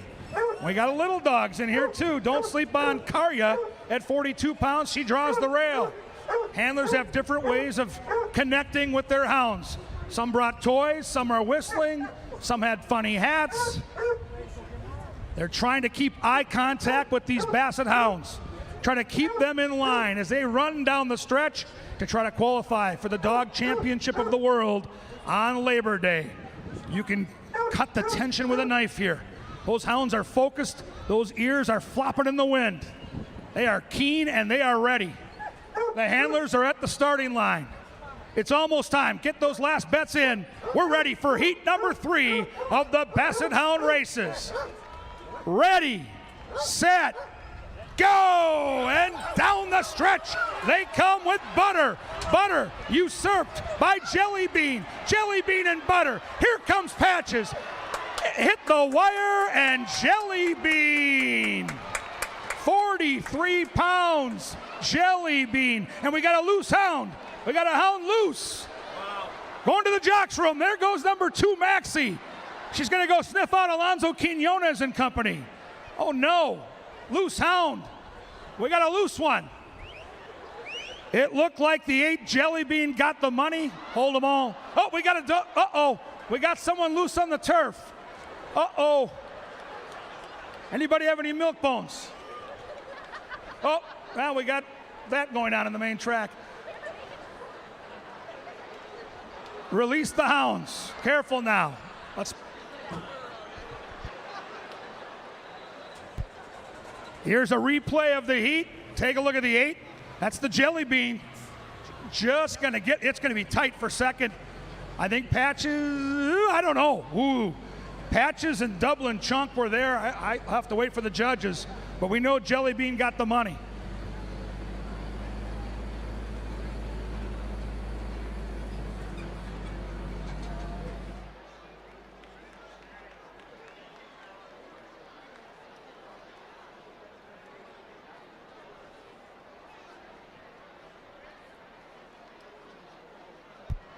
And, oh!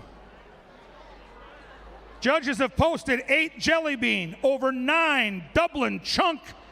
Patches runs third. That was heat 3. We'll be back after race number 6 of the horses for 3 more hound heats. Stay tuned. It will turn. That was fun. I like those hounds.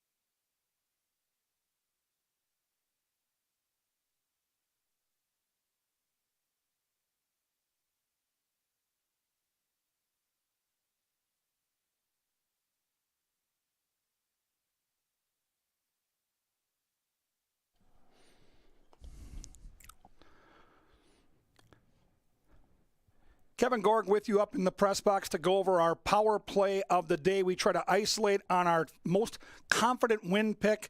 Maybe a horse you can use in the exotic wagers. Maybe a horse you can single in that pick 5. We're going to jump up to race number 6. We're going to go to number 6, Mongol Altai. This horse comes off an impressive win. Let's take a look at the past performances. Let's take a look and take note of a couple key factors. Number 1, last time out, this horse was out of the gate in slow fashion. Really put that horse in a disadvantageous position. Then had to advance 4 wide. Never a good thing. Got claimed in that race by a trainer that just won our most recent race, the Asperino gang. They're 31% off the claim. Even though Harry Hernandez rode for the other barn last time, he saw enough that he wants to ride back this time. Hernandez gets the mount. Let's take a look at this race. And again, this is a horse that really was compromised out of the start right here. That 3 horse, the field breaks. This horse breaks incredibly slow. So now either rush up on the inside and you get caught in a pace battle, or you wait and you circumnavigate. But when you go wide, you lose a bunch of ground. I was super impressed with the way this horse was able to overcome a slow break, chase moderate fractions, and then navigate on the wide side, giving up ground to the other horses in the race and still having something left in that stretch run. Today, with I think a similar field, this horse gets a much better trip. And this horse really ran an unbelievable race last time out. So, again, today, race 6, number 6. Expect a little more early speed and expect this horse to be in a position where they don't have to do this, which is circumnavigate and go around the field to the outside. It's my power play. It's a horse you can focus in on, and let's cash together.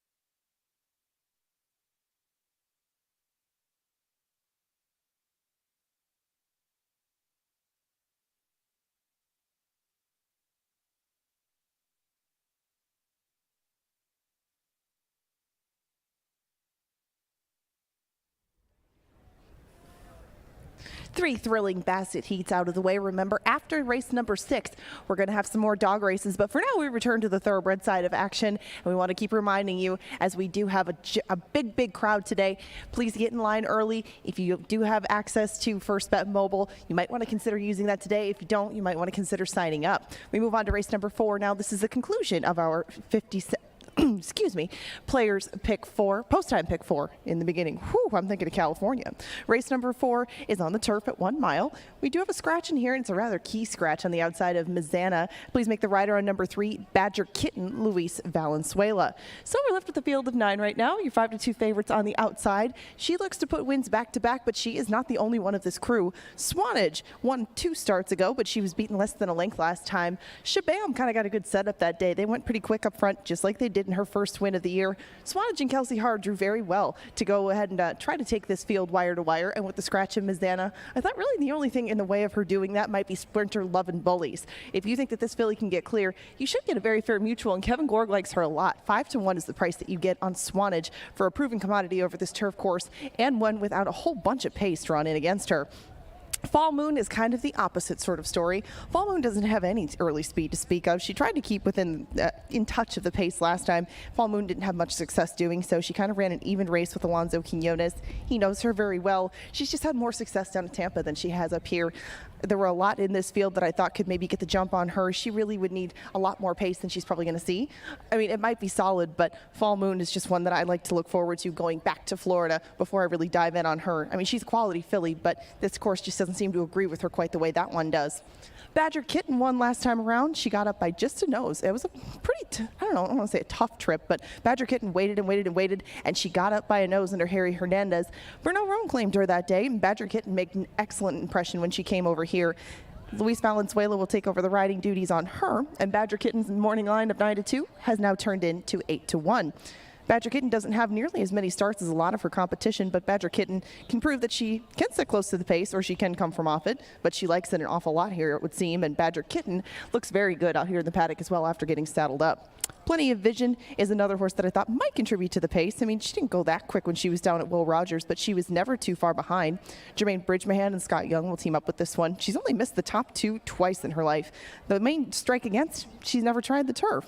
This 3-year-old will take on Older for just the 3rd time in her life, but both times that she did it down at Will Rogers, she won. She doesn't need the lead, but I would expect that she wouldn't be too far behind Swanage to her inside. This is kind of the wild card. If she decides to go put the pressure on Swanage, the pace should be more than solid, and right now, you're at 11-1. 8-1 on Hoity Toity, one of the bigger members of the field. Another one that made an excellent impression coming over. She's quite energetic for the second start over the Canterbury turf. This one, kind of like Fall Moon, seemed to have a little more success down at Tampa. She was claimed once and then changed hands over to Tony Ringstor for Wasabi Ventures. This one's 4 lifetime wins have all come on the grass, and they've come from just a little bit off the pace. Carlo Lopez does have options, and he's riding very well right now. If you put all of that together and you still get 8-1, not bad at all. 9-1 is the current price on Love and Bullies. This was the Mac Robertson mare that I mentioned before, who was stretching out from sprints. She hasn't done this in quite some time, but Love and Bullies should be involved in the pace from start to finish under Lindy Wade. She's been making decent moves going 5, but she doesn't have quite the kick that she used to, so maybe stretching her out, keeping her close to the pace, and giving her less to do, as well as giving her a class drop, will all be the winning formula for this 10-year-old to get win number 9. She is solid, and right now she is an overlay big time at 10-1. Come On Sweet Pea was the only one that looked a little bit warm when she came over to the paddock. Zeke Laura will be aboard her. She comes off a nice second place finish. She likes this turf as well. She is 2 for 4. Come On Sweet Pea is a versatile sort that can go on either surface, but she probably needs more pace. She just keeps coming and coming and coming at you, and I will be keeping an eye on this one down a little further in the line in the season. If You Want It is my top pick in here. Jonathan Wong claimed her 2 starts ago. She won that day for Van Belvoir at Turf Paradise, and she ran an excellent second last time when she appeared on this turf for the first time. Let's Skedaddle is very tough when she's on this course, and Let's Skedaddle beat that field pretty easily, but If You Want It kind of made a resurgent move to get back up into second. Maybe with that one behind her, a little more time to settle in. 4-1, I'd take it. Your favorite right now is Midnight Current. This was Paul Allen's selection. She won by 3 last time. She won by 3 last September, the last time we saw her. She attempts to make it 3 in a row for the barn that is just hitting with everything it seems lately on the turf. Over 40% right now for Lothenbach, Burnt, and Fuentes when they team up on our grass. It's probably why they're 2-1. You have 9 to pick from here in the 4th. Good luck in closing out that early pick 4. This starts the 10% takeout, pick 5. You have plenty of other options for wagering, including pick 3s, doubles, supers, exactas, tries. All of it.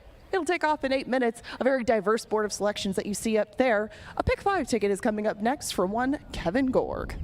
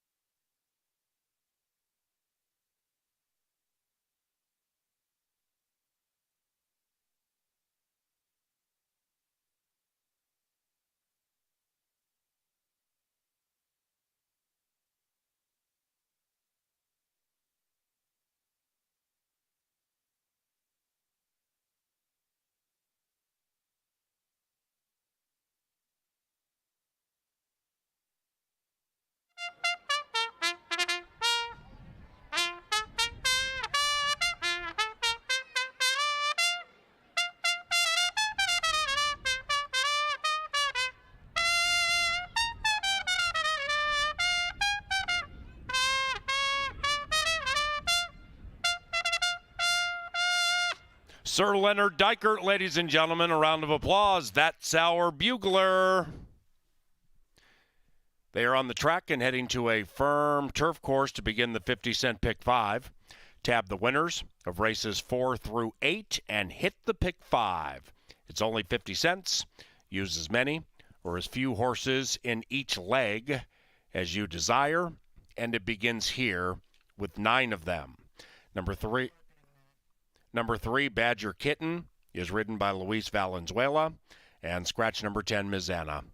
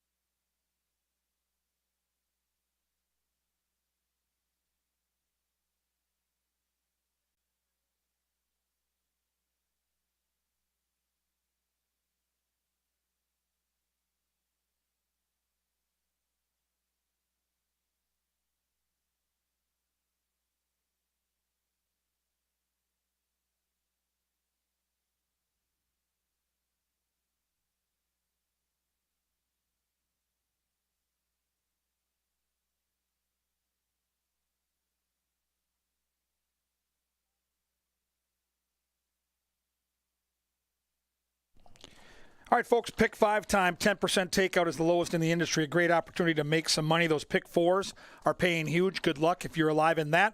Let's make some money late. We'll start out with this turf race, which is wide open. I probably could have gone deeper, but I'm going to go 1, 3, 8, and 9. The 1 is my top pick in the race, but I think this race could go a lot of different directions. Race 5, kind of a similar feel. There's good pace in the second leg in race 5, and it's wide open. I'm going to go 1, 3, 7, and 8, and again, my top pick is the 1.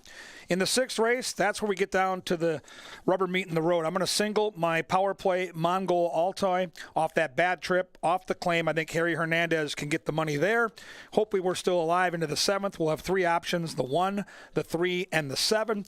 And into the last, could be a huge money-making opportunity with the 2, my top pick, who's a first-time starter for Barry and Joni Butzo. And I think Ghost of Genevieve, the speed of the speed, is the horse to beat, so I'll use the 2 and the 4. I use 4 horses with 4, with 1, with 3, with 2. It's a $48 ticket. It's such a great opportunity to make hundreds, maybe thousands. It's the 10%.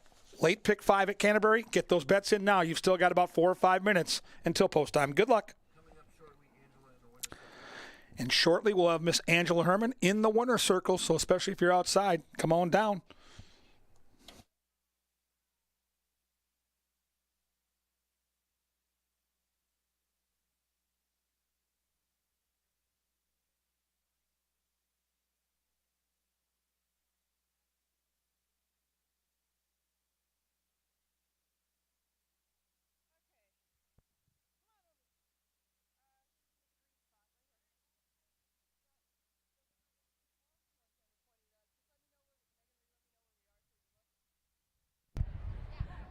Hello, Canterbury Park. I am down in the Mystic Lake Winter Circle for a fun new game show we call Framed. And today we have Amanda. Amanda, where are you from? Mankato. Amanda from Mankato is going to be shown a still from the horse-themed movie, and you're going to have 15 seconds to guess what it's from. Are you familiar with a lot of horse racing movies or horse movies in general? Not totally, but we'll see. Well, if you have any hints out there for her and you want to give her a little hand, go for it.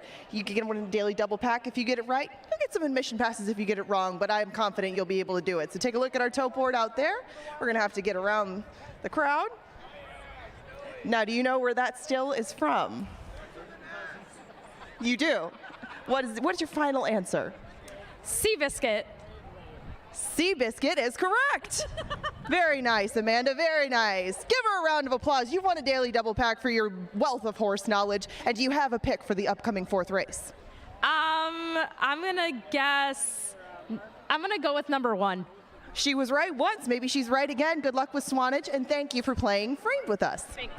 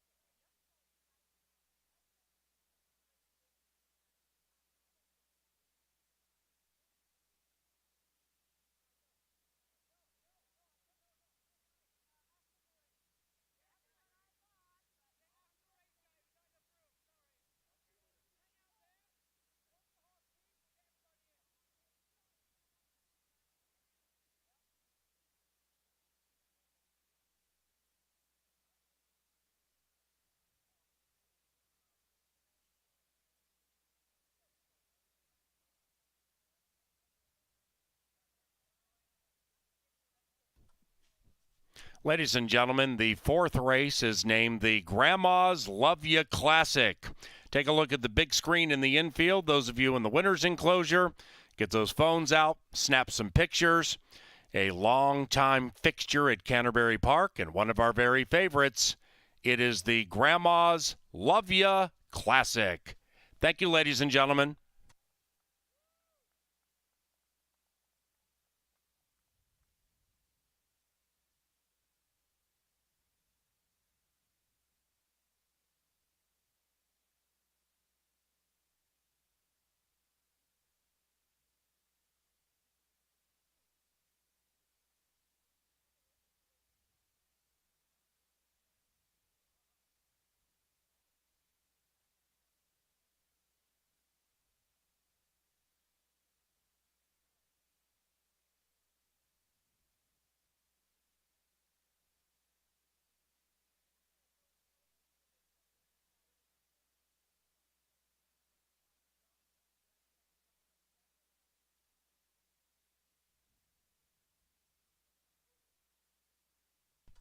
Canterbury Park wants to wish a happy birthday to Justin O'Lynn.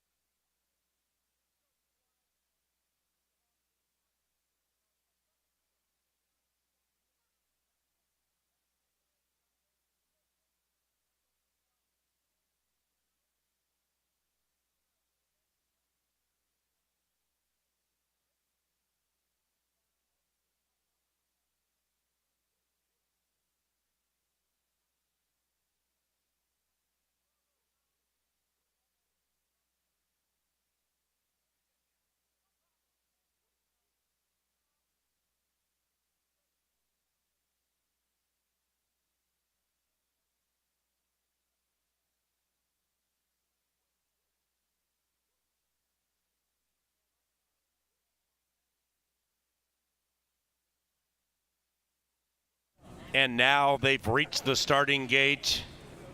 It is post time for the 4th race. To the turf, Midnight Current, currently the 8-5 favorite. Through 3, the average $2 win payoff has been right around $16. We had a big upsetter in the first race. Through the first 3, we have not had a favorite win. Midnight Current now 4-5. in one swipe. Rider off the 4. 8-5 to 4-5 on that 9. Plenty of Vision makes her turf debut. Jermaine Bridgemahan has a victory today, and he joins once the filly heads in. She's between Hoity Toity and Badger Kitten.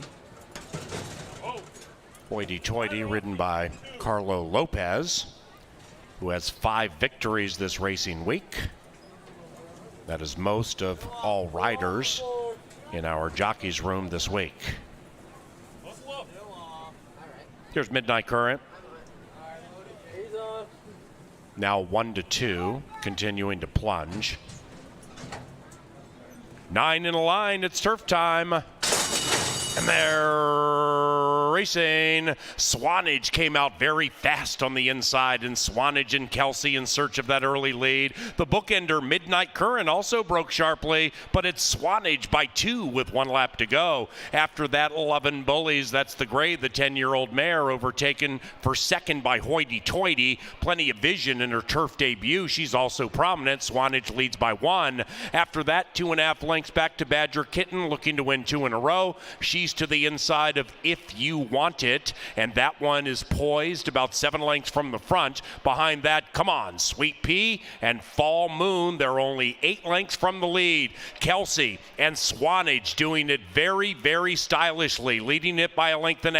Midnight Current, that hot favorite, in second, about 1 clear from Plenty of Vision. Between runners is Hoity Toity. Outside of that, If You Want It is making a move. If You Want It circumnavigating, but on the move. Likewise for Badger Kitten to the inside. After that, Hoity Toity, the 10-year-old mare, 11 Bullies. She's the gray, needing to give more. Come on, Sweet Pea's running on, looking for somewhere to go. And Fall Moon is running on wide, 9 out of it. Swanage attacked. Swanage attacked by the favorite Midnight Current, and Midnight Current with a burst puts 2 on Swanage. After that, we come back about 5 to Badger Kitten. Come on, Sweet Pea rallies to the inside. Outside of that is If You Want It and Fall Moon, but Midnight Current has absolutely dominated. 9-1-7 in race 4.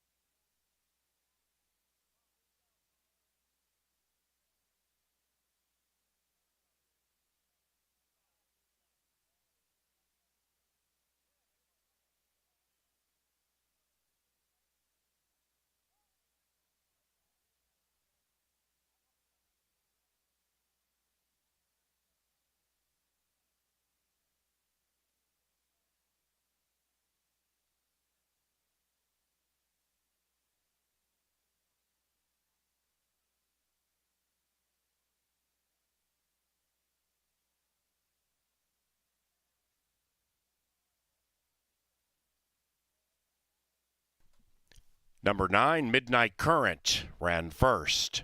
9-1-7-2 in 135.17, and it's unofficial.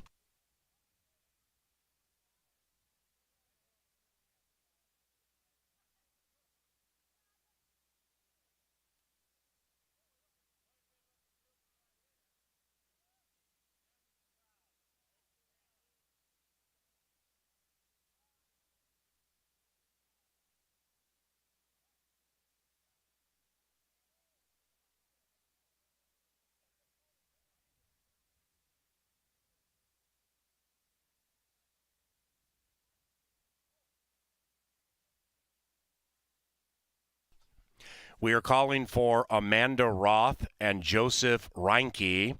Please report to the first level information booth. Amanda Roth and Joseph Reinke to the first level information booth.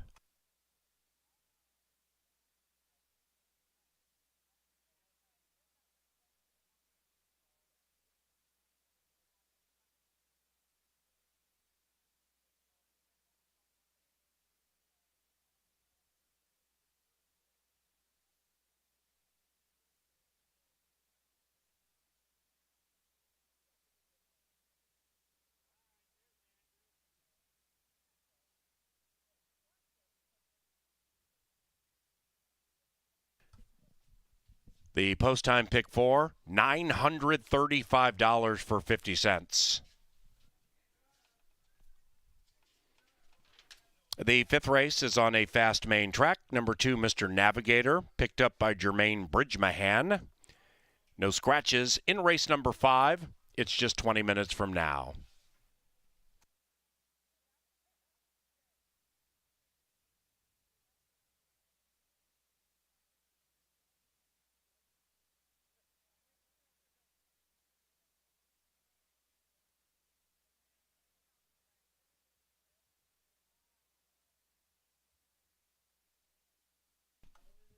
In the winner's enclosure, a spunky Midnight Current and jockey Luis Fuentes.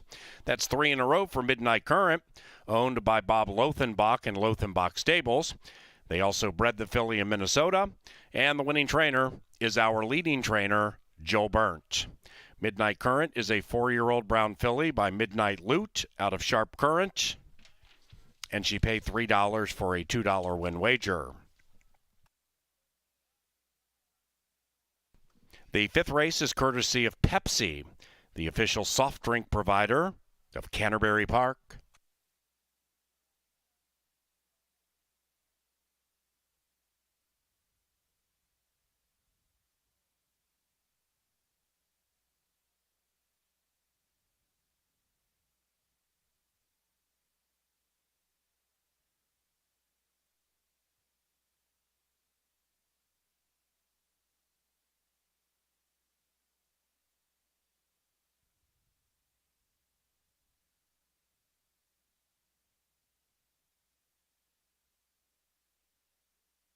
It's turf time, and they're racing. Swanage came out very fast on the inside, and Swanage and Kelsey in search of that early lead. The bookender, Midnight Current, also broke sharply, but it's Swanage by 2 with 1 lap to go. After that, 11 Bullies. That's the gray, the 10-year-old mare, overtaken for second by Hoity Toity. Plenty of vision in her turf debut. She's also prominent. Swanage leads by 1. After that, 2.5 lengths back to Badger Kitten, looking to win 2 in a row. She's to the inside of If You Want It, and that one is poised about 7 lengths from the front. Behind that, Come On, Sweet Pea and Fall Moon. They're only 8 lengths from the lead. Kelsey and Swanage doing it very, very stylishly, leading it by 1.5 lengths.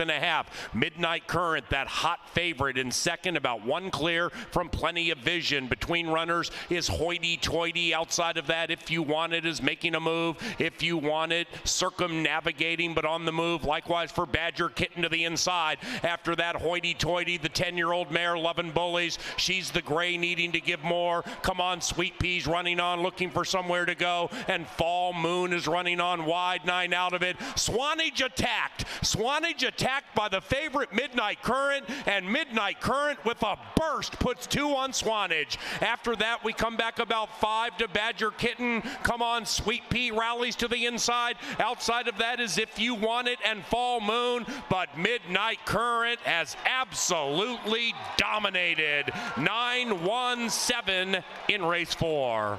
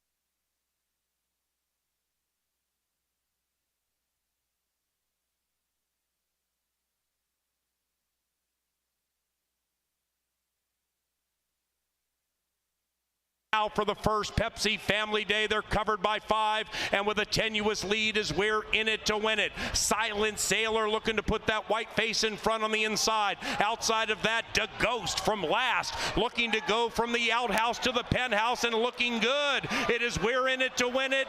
The Ghost, 15 to 1. Let's start Sunday with an upset, you say. 1 and a photo. It's the Ghost.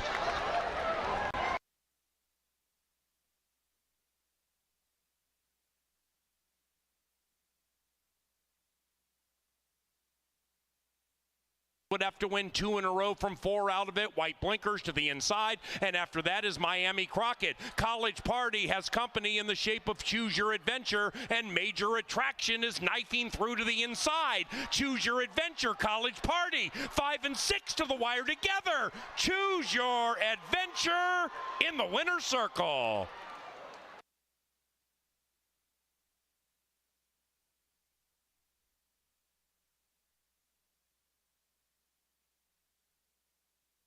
Out of it, they head for the money, 3 in a line. Far outside, Stars of Bluegrass. Inside of that, Lovely Linda might be calling it a day. Summer Lovin' looking to re-engage. Between runners is TikTok, and a late charge from Visual Magic from 5 out of it. Up goes Stars of Bluegrass. Stars of Bluegrass at 2.5 to 1. Carlo Lopez stays hot. 1-3 yesterday, gets the money here, 4-6-3.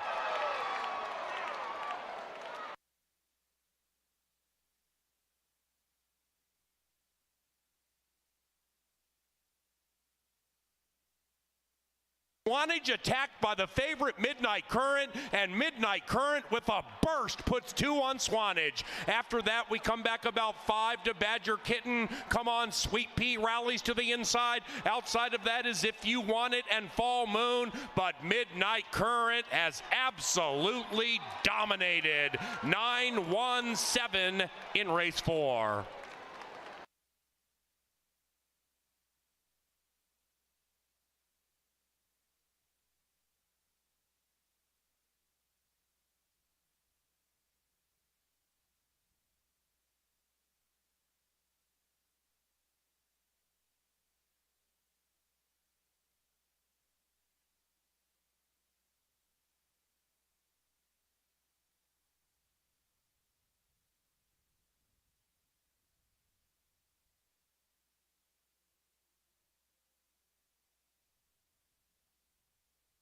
Well, trainer Joel Burnt continues to dominate, especially on the turf. The People's Choice at 1-2 to start the pick 5. After a pick 4 that paid nearly $1,000, that pick 5 is going to need some upsets if we're going to juice this thing up on the later stages of Pepsi Family Day. And this might be the race that gets that thing amped up a little bit. Watching the betting early, the fans having a real hard time making a favorite here. There's going to be nobody that's under even money in this race. In fact, last I checked, the lowest odds up on the board were around 3 to 1. So this is a really cool betting race. My pick in the race is going to be the first horse we talk about. It's in lukewarm fashion because, like the betting, you can see it in the past performances. These horses are very even on paper, but I think Kickin' is the speed of the speed, and I'm a big fan of Miguel Arroyo in sprints. I like the way this guy rides. He gets horses into the race, and they seem to carry their speed. So that'll be the game plan. From the inside post, he has no choice but to go. It was a taxing effort last time out, but I'm impressed with the fact that the horse has worked out since. We'll see if Kickin' can kick away at 7-2. Put Jermaine Bridgemahan on number 2, Mr. Navigator, for Jonathan Wong. Now, if you're new to Canterbury, maybe you haven't heard of Jonathan Wong. He's one of the top trainers in Northern California. It's great to have him here at Canterbury. This is a horse that's second time off the layoff. Tried the turf last time and made a move into some fast fractions. Second time back, more fit. A horse that ran second in that race, Optimal Courage, has already come back to win. That's a good indicator. This horse leaves a live charge tonight at 5-1. Both Jay from the Star Tribune and Paul Allen from the booth like number 3, Man U. Let me get a good look at Man U. Oh, yeah, looking good down here in the paddock. Good-looking horse, healthy-looking coat on a warm, sunny day here in the paddock. Not a drop of sweat for Harry Hernandez and Mike Beeler. This is a very nice horse. I mentioned the 1's going to go out quick. 3's going to be right out there with him. He's a really cool-looking horse. And I think Man U at 5-1 is quite the value. I'll mix him into my trifectas and superfectas. Number 4 is Passed by Paul, Luis Negron for Miguel Hernandez, and you can draw a line to the last. The horse ran a clunker, but if the horse can duplicate what he did 2 races ago, he's going to be right there in the mix to win this race. And guess what? Because he struggled last time, they're not going to bet him. 9-1. Look for this guy to be making some late noise. Looks good down here in the paddock, too. Angela Herman's fond of the 5, Hi-Ho Cheerio. I love that she's chasing a horse that's going to be a price. Should get a good setup. There's plenty of pace here. The horse has a couple of wins at Canterbury. You get Lindy Wade, last year's champion jockey. So, yeah, plenty to like about Angela's tout, including the price at 6-1. Number 6 is Libertarian, Luis Fuentes for the Bollinger Gang. The bad news is 8 starts at Canterbury, 0 wins, but guess what? 5 of those 8, the horses ended up inside the trifecta. So some mixed signals. Maybe the horse can hit the bottom of the ticket at a big price. That price is 8-1. My sneaky long shot in this race isn't a long shot anymore. They're betting this horse, and wow, what a gorgeous looking horse in the paddock with that braided mane. This is one son of a chief. Alonso Quinones, fresh off win number 1,000 yesterday for Wade Rarick. I like those prep races at Fonner. I think they're sneaky good. I think the horse gets a great stalking trip. 7-2, the people believe. Number 8 is Texas Longbow. Lost a photo to the 1 last time. They ran together, and it came down to a head bob on the wire. So keep an eye on the odds. The 1 is 3-1, and the 8 is 8-1. On replays alone, you can easily see those 2 horses are pretty evenly matched on paper. That's why this is such a great betting race. The 8 horses going into those trifectas and superfectas I mentioned. What a cool race. These are the races you love to handicap and you love to cash on because they're going to pay. You hit the trifecta or superfecta here, you might need a wheelbarrow to get out of Canterbury today. The late pick 4, a wide open claiming race, 6 furlongs. Race 5 coming up and coming at you next.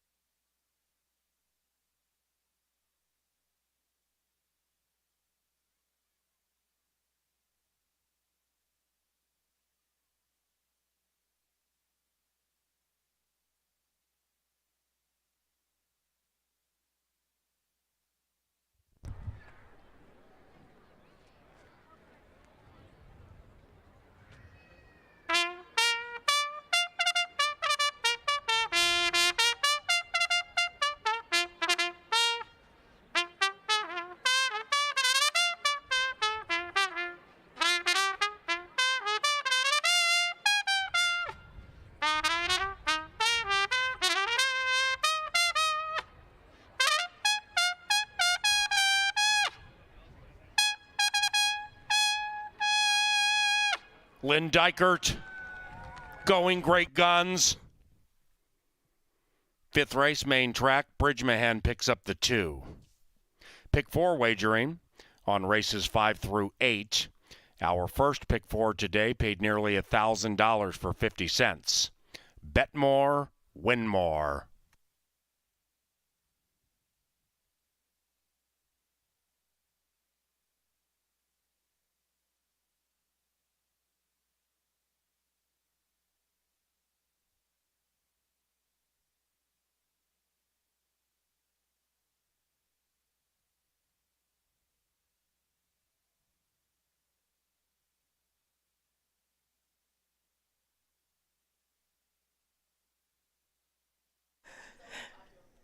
Before we get to race number 5 and the late pick 4, we've got a few things that are coming up here at Canterbury Park, including the Canterbury Concert Series. It hasn't started off yet, but it is a loaded lineup this year. It includes Melissa Etheridge, Cloud Cult, Anderson East, Government Mule, a little something for everybody.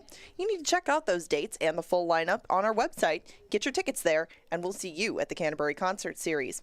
Remember, we only race one Monday this year, and that's coming up on the 4th of July. Now, of course, we have our fireworks spectacular and live music on the 3rd, but we'll start on Monday afternoon at 1 o'clock with all the regular family fun day activities. We'll have pony rides, face painting, all the good stuff for your 4th of July holiday, and we'll end early so you can go and enjoy a second round of fireworks on the night of the 4th. Remember, all tickets, promotions, information, everything that you could possibly want to do with Canterbury, available on our website, canterburypark.com.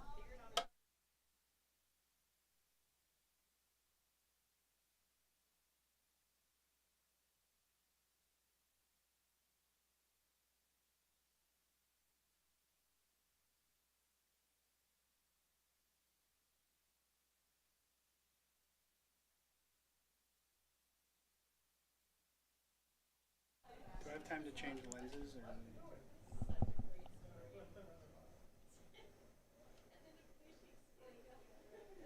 It's pick 4 time, and we've got an angle, but it's a few angles on the same horse. Now, Sunday has been very long shot laden for the last couple of weeks, and we think we can find a price in the last. Now, Mac Robertson has a few horses in there. Typically, you can't get a price on them, but we're going to give it a shot.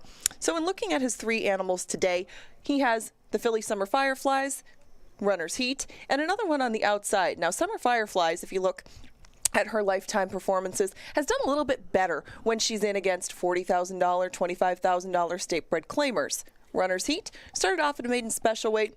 She showed absolutely nothing in that first start. If we look to the outside with his third runner, Oh So Blue, there's a little bit more pedigree here for a bit of distance. The workouts are a little bit longer, a little bit slower than Runner's Heat. If you look a little bit closer at the middle horse, the 5, Runner's Heat, she is the angle horse for today. Now, she gets the rider that the stable uses the most in Remus Chirinos. And we're going to take a little bit closer look at this May 21st work that was out of the gate. Now, why does that matter? Well, it's because of who she appeared to work with. And maybe she went out quick, maybe she came from behind. Either way, if you do judge them by the company they keep, this filly looks to be a lot better at age 3 than she was at age 2. This is the work tab, or at least a part of the work tab, which shows her working with a horse that we've seen this season named Go Yoshka. Go Yoshka is a Novogratz runner that, kind of like her, didn't show as much last year, but really came to life this year when he broke his maiden. We're going to take a look at that race on June 18th. That was going 6.5 furlongs. He was right in the middle of the field, and he didn't break all that well. Now, Go Yoshka, even though he showed speed in that gate work, he didn't show it right away. You can see how far behind he got himself. And there was a stablemate, Hurt So Bad, also from the Mac Robertson camp in that spot. But Go Yoshka finishes up very impressively in this spot. And even though it takes a little bit of urging and a little bit more distance, he did go 6.5. This is kind of an encouraging sign for the filly that we're going to look at in the last. Runner's Heat is only going to go 5 furlongs, and she's going to be on the turf. It seems like a very particular spot, a very different spot than Go Yoshka, but maybe this one was a little bit more fleet of foot out of the gate, and maybe she has taken those necessary steps at the age of 3 to come up with a win in her second start. That's the angle with her. If you judge them by the company they keep, she might just follow in the hoof prints of Go Yoshka and break her maiden in the last. She is one of a few that I used. If you wanted to single her, I would not blame you. It looks like Runner's Heat is very much ready for her 3-year-old debut, but I can't discredit the talent to her inside. There's a couple of other runners that I used in the 8th. In the 5th, though, stuck with the odds. I kick in on the inside, Man U, maybe from just off the pace, and my top choice, Hi Ho Cheerio, if things absolutely fall apart on the front end. It is a little bit cooler outside today. I thought that maybe it could be friendlier to horses coming from off the pace. And Hi Ho Cheerio has been in one of these kind of races where there's a ton of early speed, and he takes advantage. Lindy Wade got to know him a little bit better last time. They ran 4th. They were beaten a few lengths by a few in this field, but I thought that maybe Hi Ho Cheerio would just get better as the season goes on. And we find out today he is still 8-1 on the board, and that is something to like. Warrior Boss is my top choice in race number 6. It is going to be very tough to beat Mongol Altai, the power play. Used them both in this ticket, as Warrior Boss is going to be stretching out for the first time since last September. We know what we're getting with Mongol Altai. He's going to be well bet as a result of that. But Warrior Boss, I thought, could sit a little bit closer, maybe not have to make such a move, as he's given himself a lot to do in his first 2 races this year. This might be a little bit more friendly setting for him. My single came in race number 7. That's a 7 Elegance and Tonic. I just decided to take a stand in a race where I'm not sure if any of these are really going to turn out to be great 2-turn turf horses. I think that might be Elegance and Tonic's thing. She actually ran a sneaky good 4th last time. She got a little rank on the front end, tried to slow things down. Didn't work out that day, but hopefully it works out today. Now in the last, I did use 2, 4, and 5. Out of respect to my fellow handicappers who pointed out some very, very good points on Firster Harlow's Harmony and Ghost of Genevieve. These two have a lot of upside as well as Runner's Heat, and that completes that $9 ticket. The pick 4 starts in 1 minute. Race number 5 is the kickoff leg, and they'll be at the gate shortly. Hi Ho Cheerio, my top choice in here.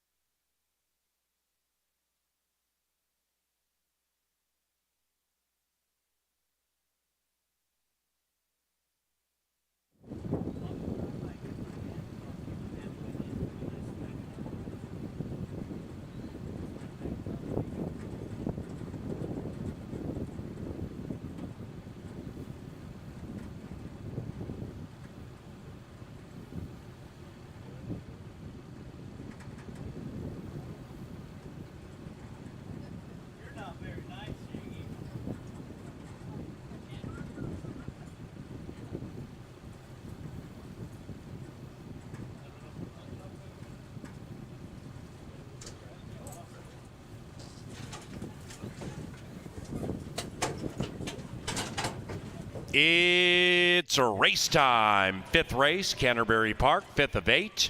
Following race 6, 3 more Basset hound races. And following race 8, the kids get to run on the track. That's a Sunday special. A couple of 40-yard dashes for the children. One for kids 7 years of age and younger, and the other for those 8 and older. Kicking, 2.5 to 1. Texas Longbow, the bookender goes in. Stand by. And they're racing. Another wonderful start. And one son of a chief. The 8-year-old zips out of the gate. But on the inside, Mr. Navigator has terrific early speed. And Man U, the 8-year-old, is prominent. Kicking right up there about 2.5 lengths from the lead. And to the inside of one son of a chief. Then it's 2.5 lengths back to Texas Longbow. That one is 5 lengths from Mr. Navigator, who's attempting to run away into the far turn. After that, Hi Ho Cheerio, joined by Libertarian, and in last is passed by Paul. The 8-year-old is 9 lengths rearmost. Up top, Mr. Navigator Man U. Outside of that, one son of a chief. Even wider out, Texas Longbow. Kicking 5 lengths from the lead, needing to kick in. Then we come to Hi Ho Cheerio, and up goes Man U. Man U takes the lead from Mr. Navigator and has to deal with one son of a chief, and they're locked in battle into the final 150, and one son of a chief at 4 to 1's going great guns. One son of a chief runs away from Man U and runs into the winner's enclosure. 1001 for the Q.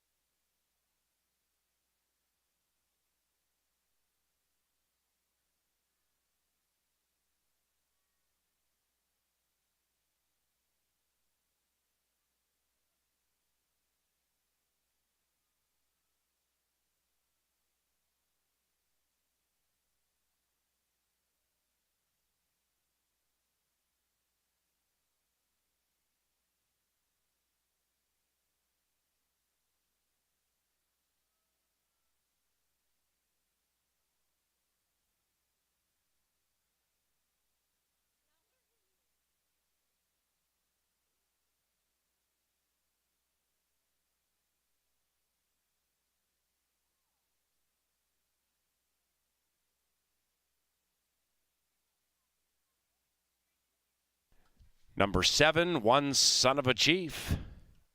First, the numbers 7-3-4-8. 110.75 the running time.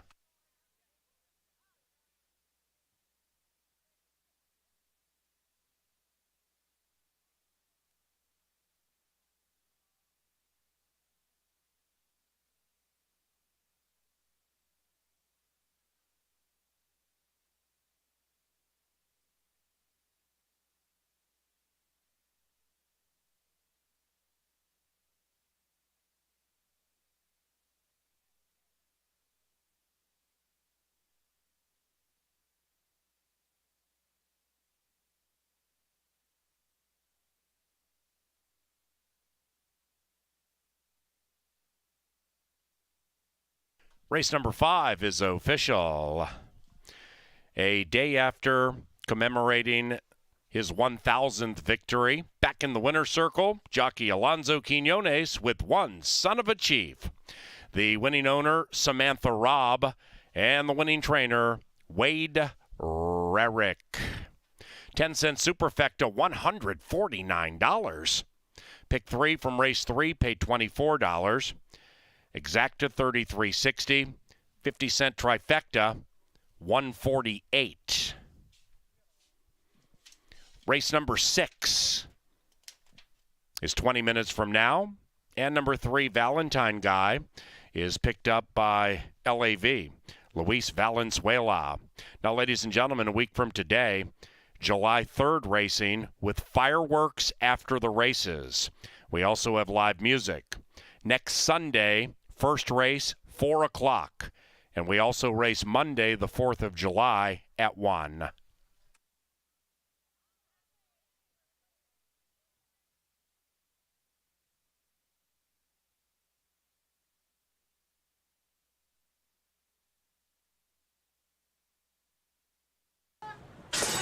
And they're racing. Another wonderful start. And one son of a chief. The 8-year-old zips out of the gate. But on the inside, Mr. Navigator has terrific early speed. And Man U, the 8-year-old, is prominent. Kicking right up there about 2.5 lengths from the lead. And to the inside of one son of a chief. Then it's 2.5 lengths back to Texas Longbow. That one is 5 lengths from Mr. Navigator, who's attempting to run away into the far turn. After that, Hi Ho Cheerio, joined by Libertarian, and in last is passed by Paul. The 8-year-old is 9 lengths rearmost. Up top, Mr. Navigator Manu. Outside of that, one son of a chief. Even wider out, Texas Longbow. Kicking 5 lengths from the lead, needing to kick in. Then we come to Hi Ho Cheerio, and up goes Manu. Manu takes the lead for Mr. Navigator and has to deal with one son of a chief, and they're locked in battle into the final 150, and one son of a chief at 4-1's going great guns. One son of a chief runs away from Man U and runs into the winner's enclosure. 1001 for the Q.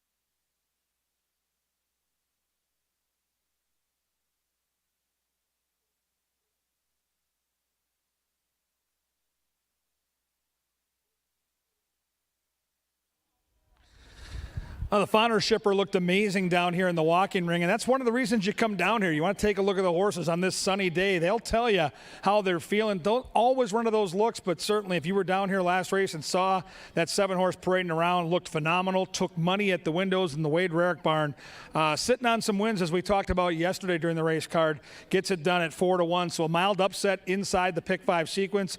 As you look at the betting here, it looks like another very balanced field, tough field to handicap. We've got races 6, 7, and 8 with the horses coming up. And after this race 6, back out by the winner's circle, down the stretch they come. 3 more heats of Basset hound racing. It's so much fun. Get out there, get a good spot, check out those hounds. They'll be barking and they'll be clomping down the stretch. Paul Allen will take you through those 3 heats.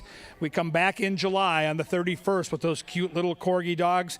All the dogs that qualify come back for the Bark in the Park Labor Day weekend. Let's take a look at the 6. It's a 1-mile race, so if you're going to get ready for the Basset Hound races and be out there in that main grandstand area on the lower level on the apron, that's where this race starts. It starts right by the winner's circle, and it finishes right there. They come thundering down the stretch, so it'll be the place to be here today at Canterbury in a few minutes. And get those bets in early. The lines are a little long. We got a lot of newbies out here today, so if you've got a horse you like, you know it right now, you're putting together that last pick 3 or a double bet, get your bets in early, use those betting machines, and make this as efficient as you can for the patrons at Canterbury. We love having you here. We want your experience to be a good one. We'll start with Warrior Boss as we analyze this race. Number 1 here gets a great spot in the post parade because the 1 spot in a mile race means it's 2 turns and this horse saves all the ground. And as I see the horses now coming out of the enclosure, the 1 makes a very nice early impression. Has early speed, and guess what? It's trainer Joel Burnt. And Joel Burnt right now is just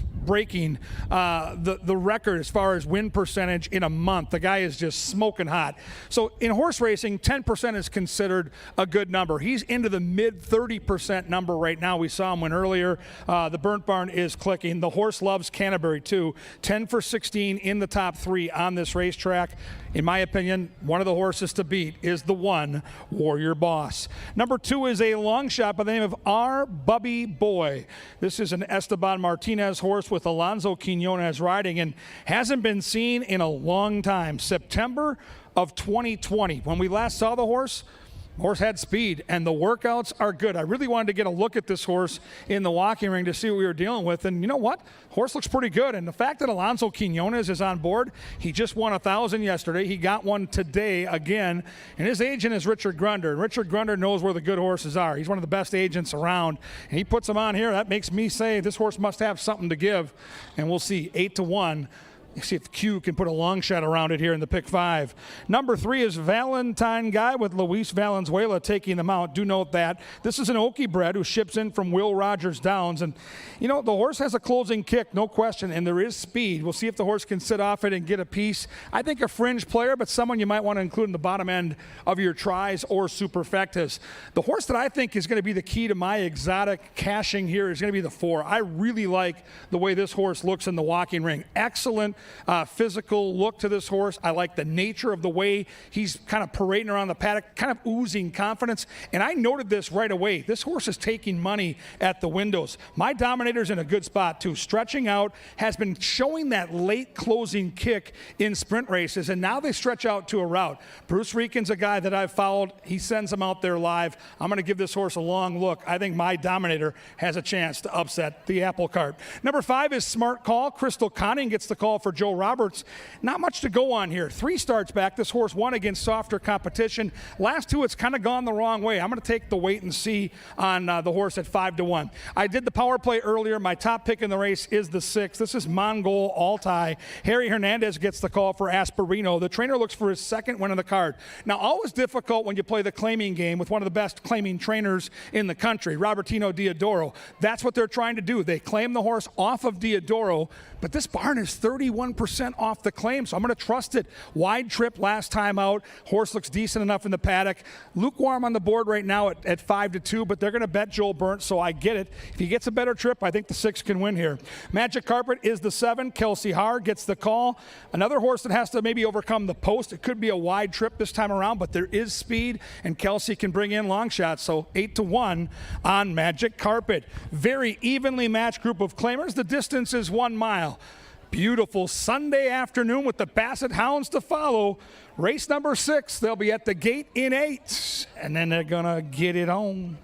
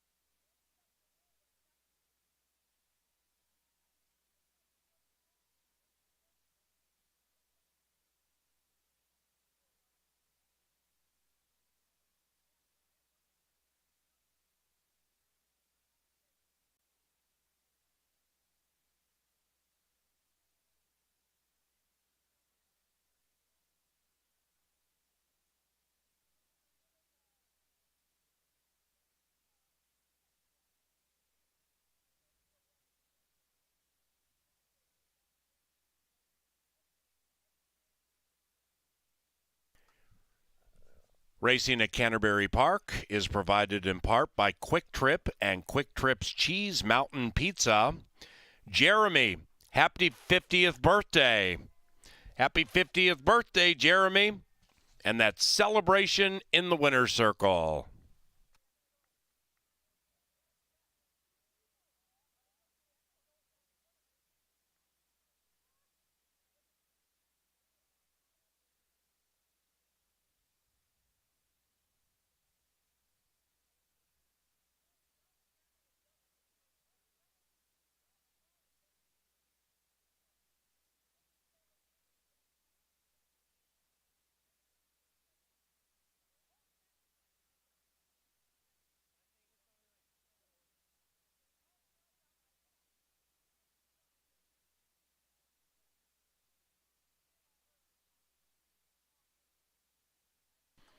And the horses are approaching the starting gate.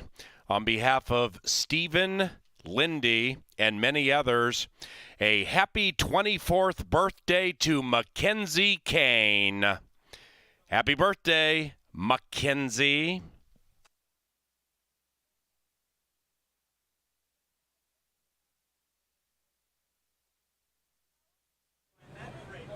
They're at the gate. It is now post time for race number 6. They go a mile. Mongol Altai and Warrior Boss, each 9-5.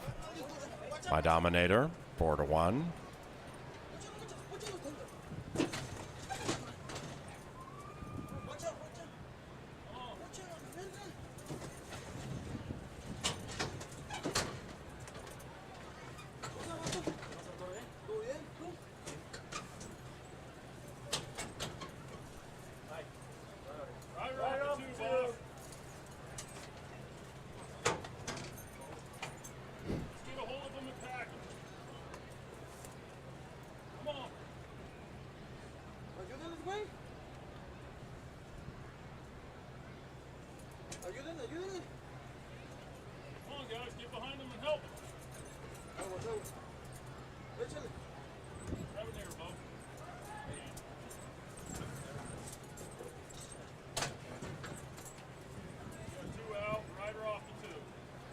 Two back. One out.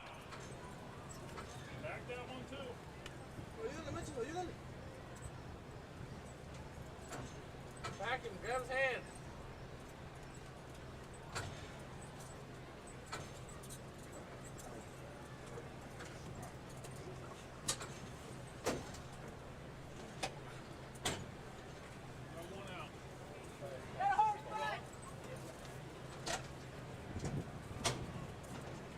There in the gate. Good luck. And they're racing. Magic Carpet came out of the gate looking for that ride to the winner's circle. Our Bubby Boy, cantankerous behind the gate, but antithetical to difficult now with that early speed. And our Bubby Boy trying to put a Q around race 6. Outside of that is My Dominator and Valentine Guy. Then we come to Magic Carpet, taking a ride 5 wide to the outside of Smart Call. After that, about 2.5 back to Warrior Boss, who's in touch with the field, 5 out of it. Then it's a big gap back to Mongol Altai, looking to win 2 in a row. This one is 9-5, and this one is 12 lengths from the lead. Up the barn side they go, and 6 of the 7 are sardined by 4, and they're being tugged along by our Bubby Boy. Between runners, Valentine Guy, My Dominator looking to dominate. Magic Carpet now just 4 wide. Inside of that is Smart Call going on the move. Warrior Boss looking for a place to go. Mongol Altai running on, but 10 out of it, and up goes My Dominator and Kyle Carter. My Dominator at 2.5 to 1, dominating by 3 with a keen turn of speed. My Dominator puts 5 on the field and does so effortlessly. Mongol Altai and Hernandez way back in last, and as they head for home, it's My Dominator from Warrior Boss, and Warrior Boss flashes out of the crowd stylishly. Mongol Altai's finishing fast, but only for the bottom part of the ticket. My Dominator, Warrior Boss, lunging, Warrior Boss winning 1-4-6 in race 6.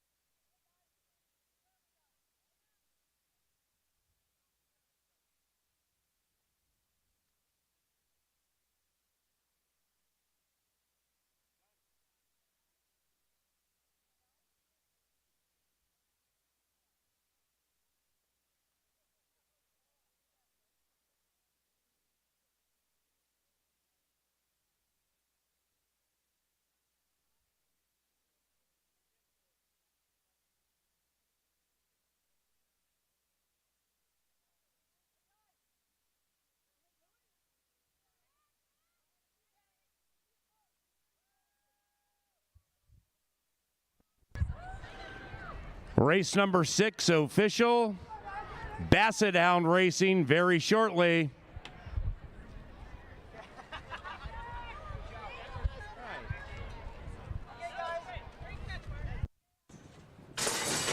And they're racing. Magic Carpet came out of the gate looking for that ride to the winner's circle. Our Bubby Boy, cantankerous behind the gate, but antithetical to difficult now with that early speed. And our Bubby Boy trying to put a Q around race 6. Outside of that is My Dominator and Valentine Guy. Then we come to Magic Carpet taking a ride 5 wide to the outside of Smart Call. After that, about 2.5 back to Warrior Boss, who's in touch with the field, 5 out of it. Then and it's a big gap back to Mongol Altai, looking to win 2 in a row. This one is 9-5, and this one is 12 lengths from the lead. Up the barn side they go, and 6 of the 7 are sardined by 4, and they're being tugged along by our Bubby Boy. Between runners, Valentine Guy, My Dominator looking to dominate. Magic Carpet now just 4 wide.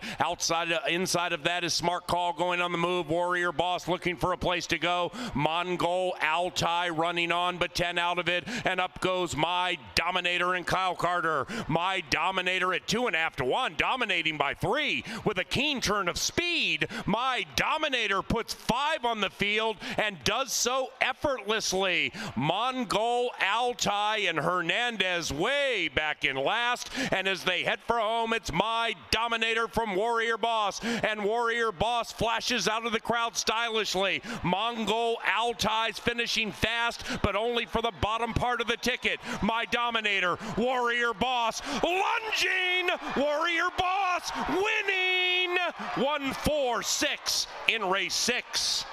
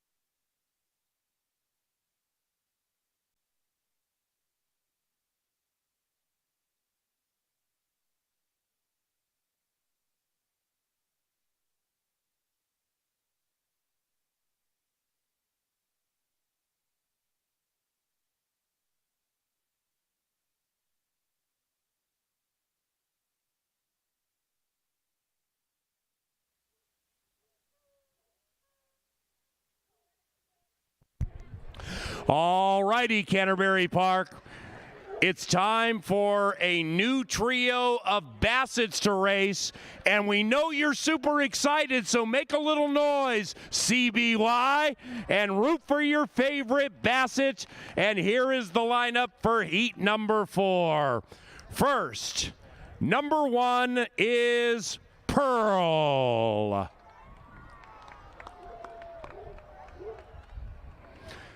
Number 2, for all you Minnesota Vikings and/or Prince fans, this is Lucy Purple Rain. Checking in at 40 inches and 55 pounds, here is Ashley Larson's Stanley.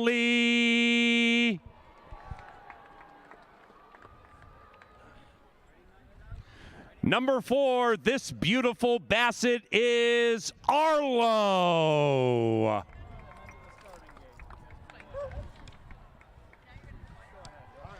Tracy Lawman has brought a Basset where the crowd is not booing. Instead, they are saying, Lucy.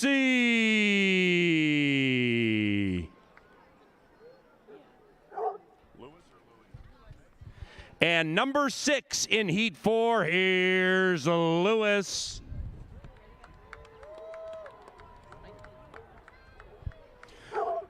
Number 7, Check that. Number 8, here is Spike. Spike, ladies and gentlemen, this beautiful Basset. Homer, named after me. Here's the heavyweight in Heat 4, ladies and gentlemen. Number 9 is Homer. Checking in at 70 pounds. Number 10, Robin and Ross Thompson's Psycho Suki.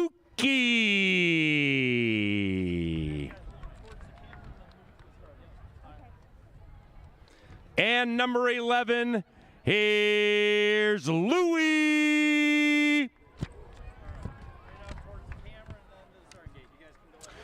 And number 12 may be named after one of the great sportscasters in the history of Minnesota sports. Ladies and gentlemen, this is Rosie. Rosie following that Louie tail shake. All right, so that's the lineup for heat number 4. Side wagering is strongly encouraged, Canterbury Park. So get your friends and family members together and make some side wagers on your favorite Basset in heat number 4, whether it's Pearl, Psycho Suki, Stanley with Tampa Bay and Colorado tonight, Arlo, Lucy, Lewis, Penny, Spike, Homer, Lucy, Purple Rain, Louie, Rosie. They're all lined up and ready to go. Once the assistant handlers head down to the flags, the makeshift finish line, we will let these Bassets fly.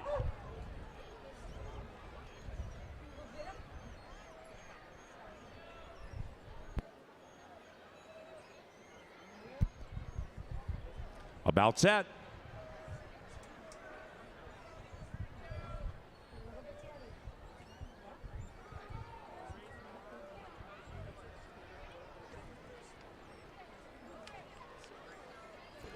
Go! Here come the Bassets with the ears flopping. The bodies are rubbing against the main track. And meanwhile, Spike means business. And Spike with a touchdown. Spike in the end zone. Spike, we'll see you for Bark in the Park Labor Day weekend. 8-3 are the top 2 to qualify for the Bark in the Park festivities Labor Day weekend. Pretty cleanly run Basset heat. We got Rosie over here sniffing out meat sauce. Hey, Rosie's gone mad. Rosie's attacking one of the Bassets in heat 5. It's in the winner's circle. Get your cameras ready. 8-3 for the Bark in the Park. Here's Pearl on the main track, just chugging along like this behemoth Basset looking for a treat.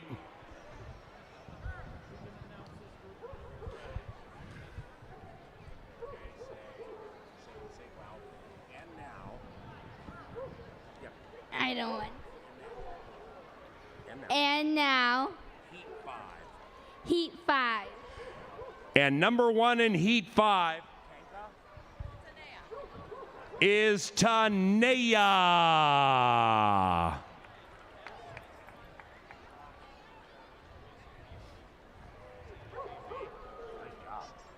Number 2 in Heat number 5 is Matthew McKenney's Walter. Walter checking in at 60 pounds. Number 3 is Caitlin McKenney's Pepper. Walter and Pepper live together? No. Oh my God, you guys got the same last name. Hey! Hey, Pepper, get out of there! Oh, great. Number 4 is Dan Jones Gunner, and I'd make a right if I were you out of that path.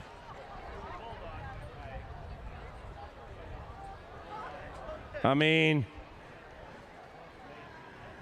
Pepper's out here thinking the racetrack is his backyard. Number 5. Number 5 is Scratch. Number 6, Sue and Larry Bissonette's Noodle.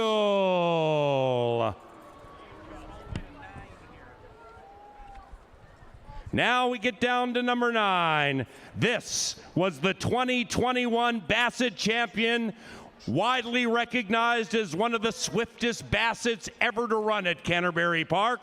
Ladies and gentlemen, a round of applause for Cooper.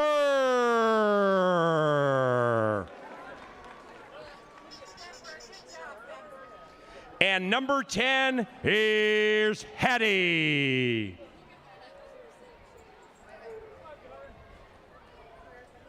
'11 is Winter. Hammerlin.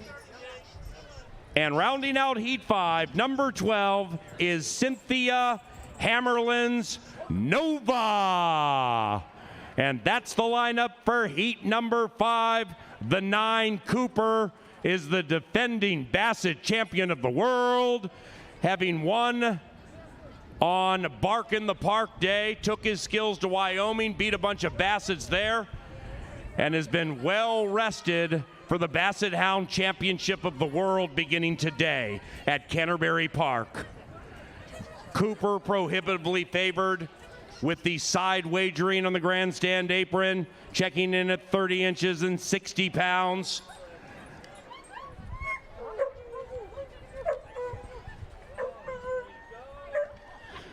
This Basset right next to me for Heat number 6, Bogey, says, Cooper who? Let's match race on the turf course for $100. But that will have to wait as the handlers negotiate the dirt track to the makeshift finish line. And we'll see if Cooper can finish in the top 2 and receive an opportunity, Bark in the Park weekend, to defend his Basset crown.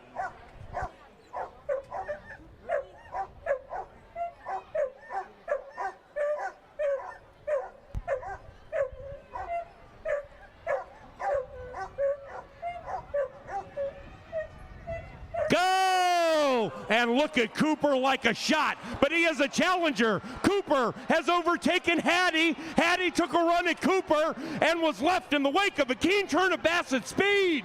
This Cooper means business. Now second place got a little dicey. Hattie had second, but led up, and it got really tight. Look how aggressive Cooper is, holy cow. Just wanting that dog treat. Attacked about 3 of these creatures. This Cooper can beat Dachshunds, Corgis, Bulldogs. Cooper's like, bring them all. Look at that wonderful Basset stride as the ears flop in the Shakopee breeze. Now second's tight. Hattie, what are we doing here, Hattie? Ooh! Finishing second, Noodle! Tipped out Hattie at the wire. That was emotional. Ready? Yep. And now, the lineup for Heat number 6. This is the final Basset Hound race today. About 25 minutes from now, a lot of money to be made on race 7, so please don't leave. Heat number 6. Number 1 is Trista Rudstrom's Bogey. 30 inches and 50 pounds of Basset love. Number 2, here's Frazier.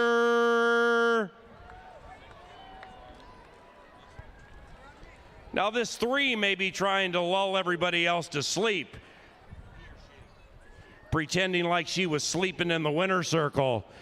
It is Cookie Ginger Snap. Hello. And number 4, here's Riley. If only for name value, perhaps the favorite is this one, number 5. Here's Bacon Skywalker. Bacon Skywalker.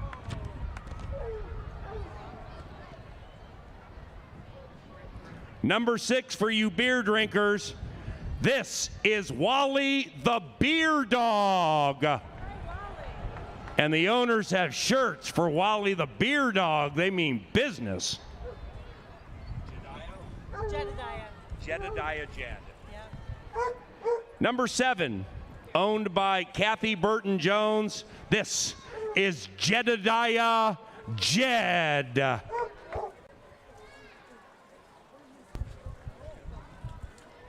Number 8, this is Kelly Anderson's Rosie.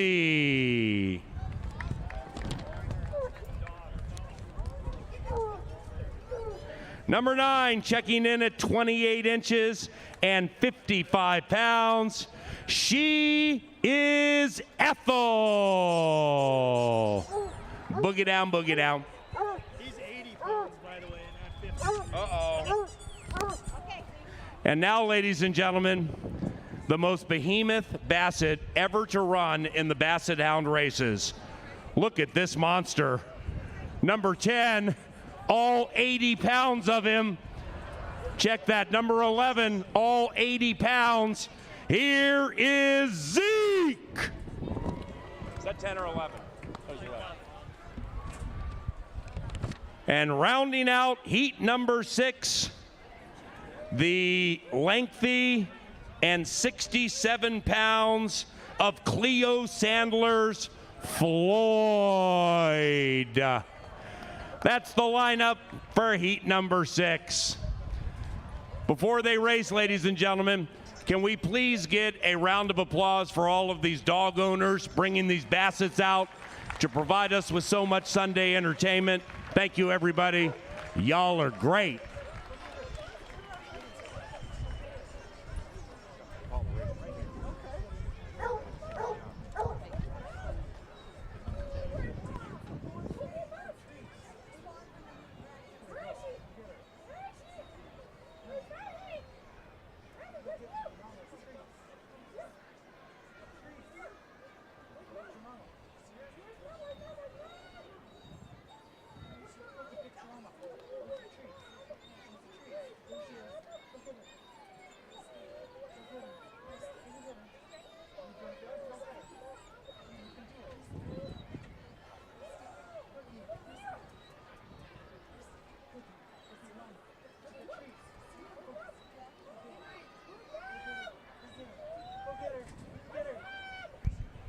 Go! Heat number 6. Look at Zeke.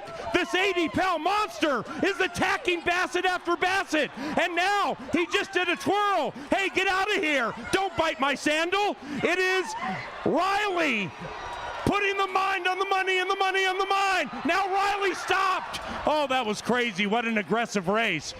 This monster Basset 80, all 80 pounds of Zeke, wasn't here to race. Zeke was here to eat dog and look to accomplish it. And then once Zeke put his mind on running, he might have gotten second. Check this out. Look at that monster. Took down one, looking for more competition. Now knocked that one right over to the winner's circle. Meanwhile, number 4, Riley's like, forget this, I'm gonna go out and win. And Zeke's like, no, you're not, I'm gonna eat you.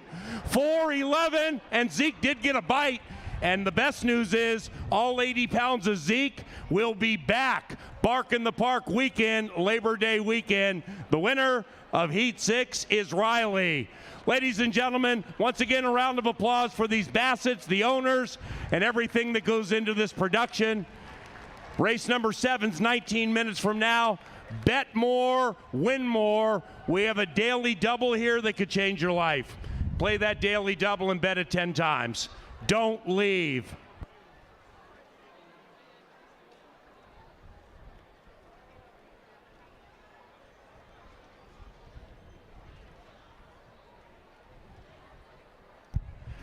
TVW.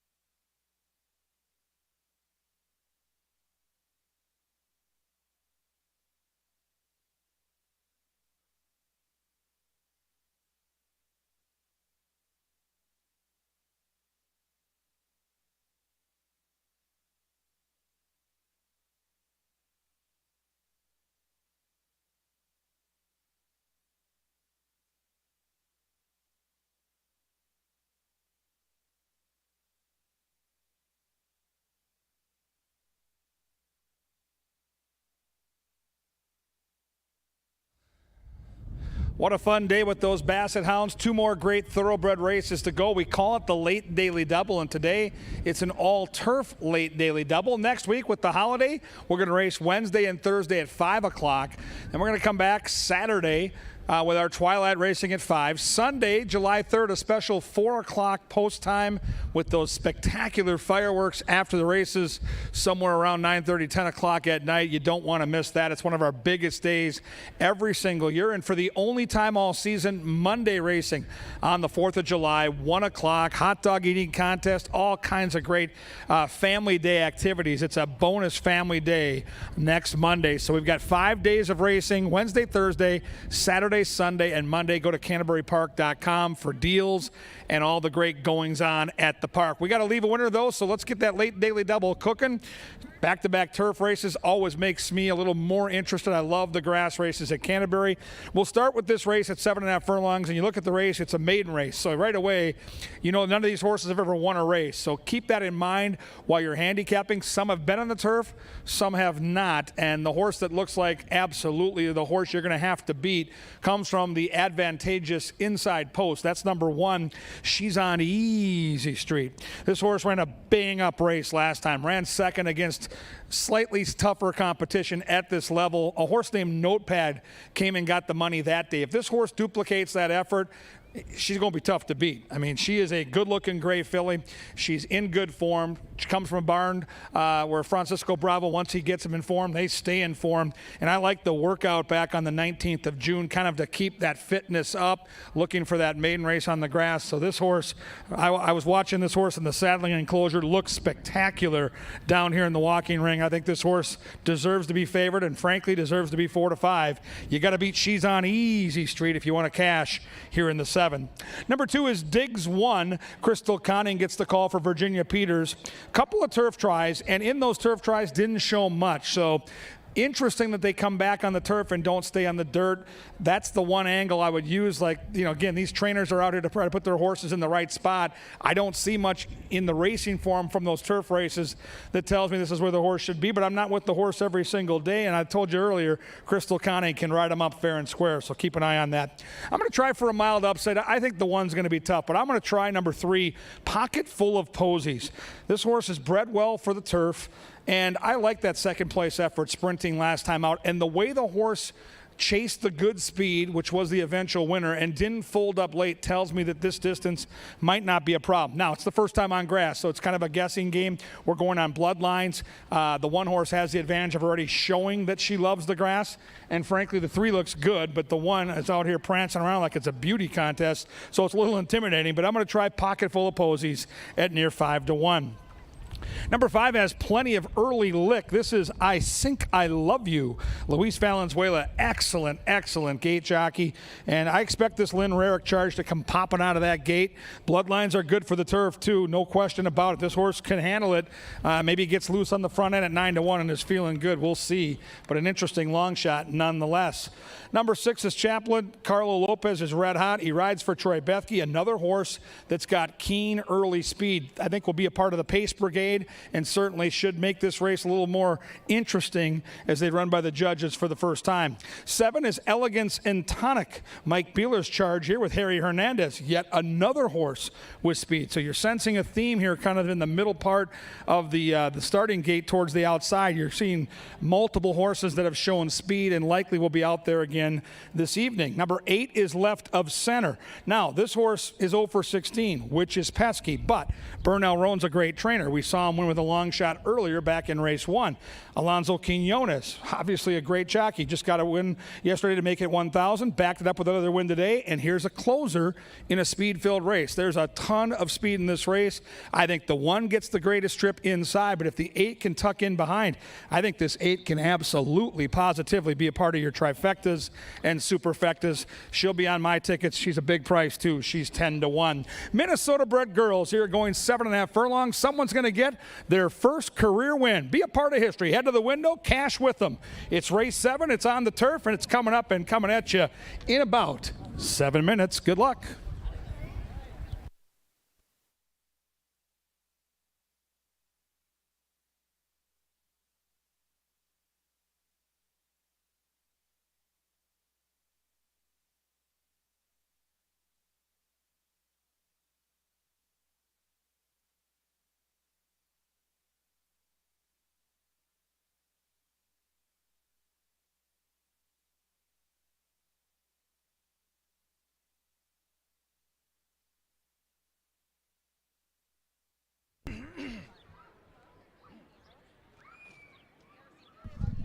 Gone, Dizzy Gillespie.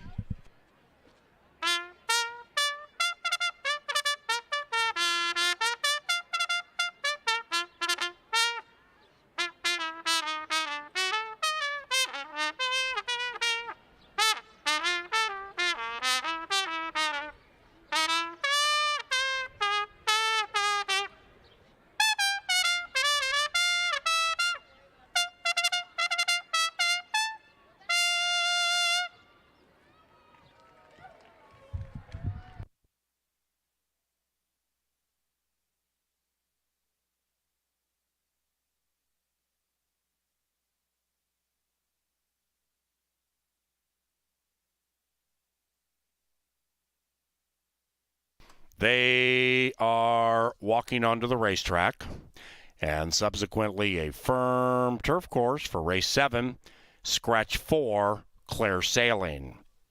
7 duel in race 7, 5 minutes from now.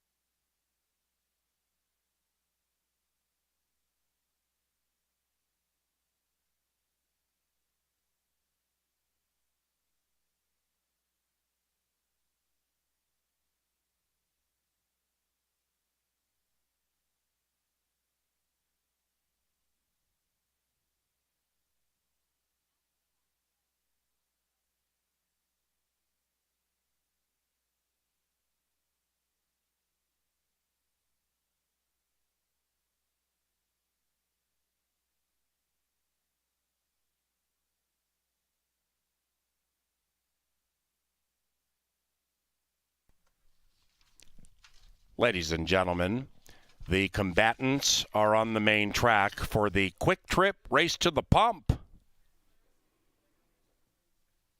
The winner gets a quick trip rewards card with a $20 comp. Best of luck to the combatants, and pick your favorite contestant. From the closest to the middle of the track in, we welcome Cody. Hi, Cody. Next to Cody, Hannah. Hello, Hannah. And next to Hannah, it's Carter. Hi, Carter. And closest to the rail, welcome Cassie. They're going to race to the pump for a $20 quick trip rewards card, and the rest get admission passes to come back and have fun at CBY. All righty. Ready, go! Here they go, and they're flying, and Carter's taking this amazingly seriously, looking like Usain Bolt up here, but he didn't touch the pump. It was Cody who touched the pump. He raced to the pump. He gets the $20 comp and take-home meals.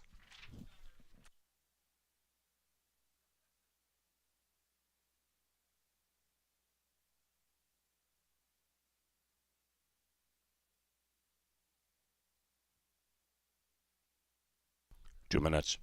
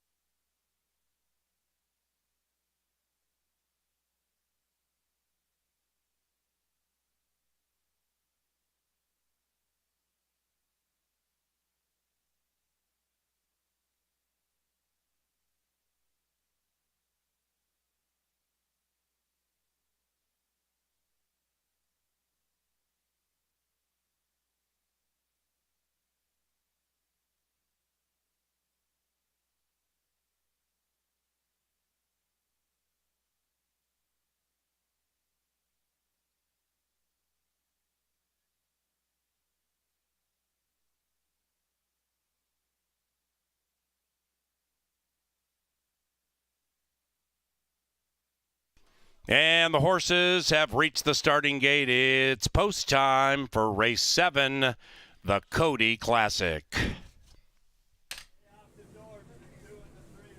She's on Easy Street, 4 to 5. That's your heavy favorite. Pocket full of posies, making her turf debut.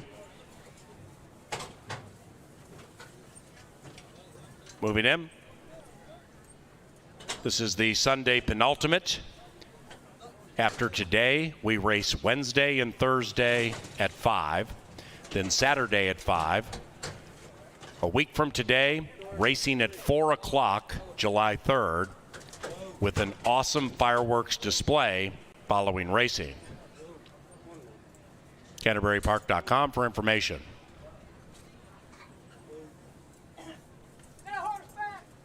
Beautiful shot of the horses going into the gate with the patentedly large Canterbury Park crowd making up the throng, rooting on their favorite horse in race 7. Good luck. 2, rambunctious.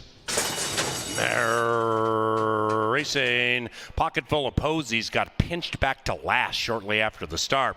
Excellent beginning for Chaplin, trying to deliver some wrath to the others in race 7. And it's Chaplin in speedy fashion, cornering with a 2-length lead. Right behind that one is She's on Easy Street, wearing Mr. Dale's colors. And to the inside of Elegance and Tonic. And Chaplin continues to fly. About 6-7 lengths behind Chaplin is Left of Center. And that one is now 7-8 from the front. Then it's Diggs 1, and Diggs 1 is losing ground, overtaken by I Think I Love You in her turf debut. Pocket full of posies has settled down. She's on the stretch out in her turf debut, and she's 9 from the front. They pass the half-mile pole, and we still have a lonely leader by the name of Chaplin, and the 3-year-old filly leads it by 1.5. She's on Easy Street, and Luis Fuentes at 6 to 5, just to the outside, and Chaplin now bumps the margin to 1.5. After that, Elegance and Tonic. Then it's Diggs 1 creeping in at 35 to 1. 3.5 behind that, we have Left of Center. That one is joined by I Think I Love You.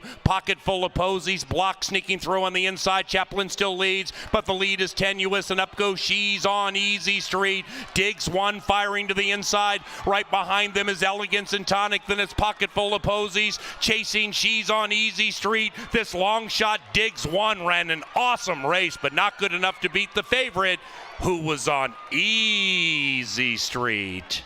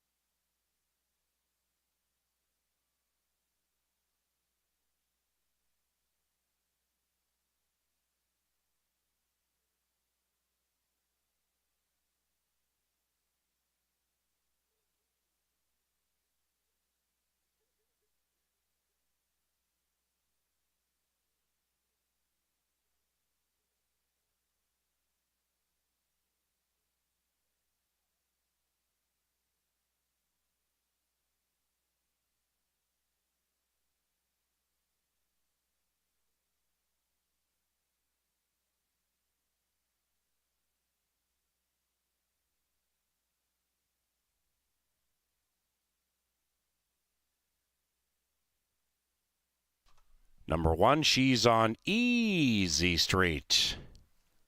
First. Number 2, Diggs 1. Second. Third to number 3, Pocket full of posies. And fourth is Chaplin. 1, 2, 3. Chalk all odds.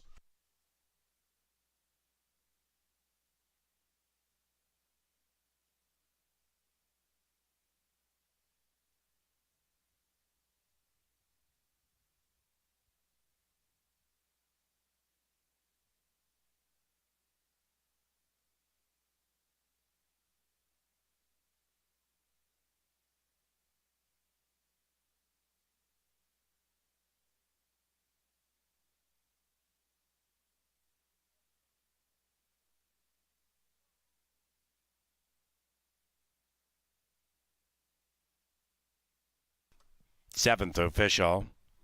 Trifecta 127.75, favorite on top. Holy cow. Aces wild in the double, 660. Pick 3 from race 5, 33.75. 10-cent superfecta, $136. And a 6-5 shot won the race. Exacta paid $90.70. Diggs won, though. The 8th race is on the firm turf course. Final live race this week. Number 8, Bellfire, is picked up by Kelsey Haar. Parents, don't forget, about 10 minutes after the 8th race, an opportunity for the kids to run on the racetrack.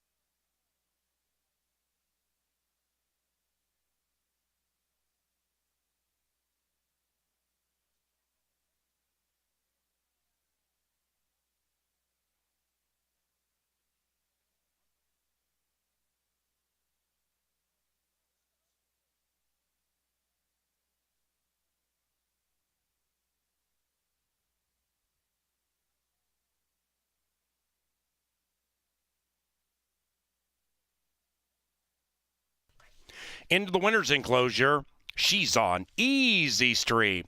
3 victories for jockey Luis Fuentes. He's our leading rider.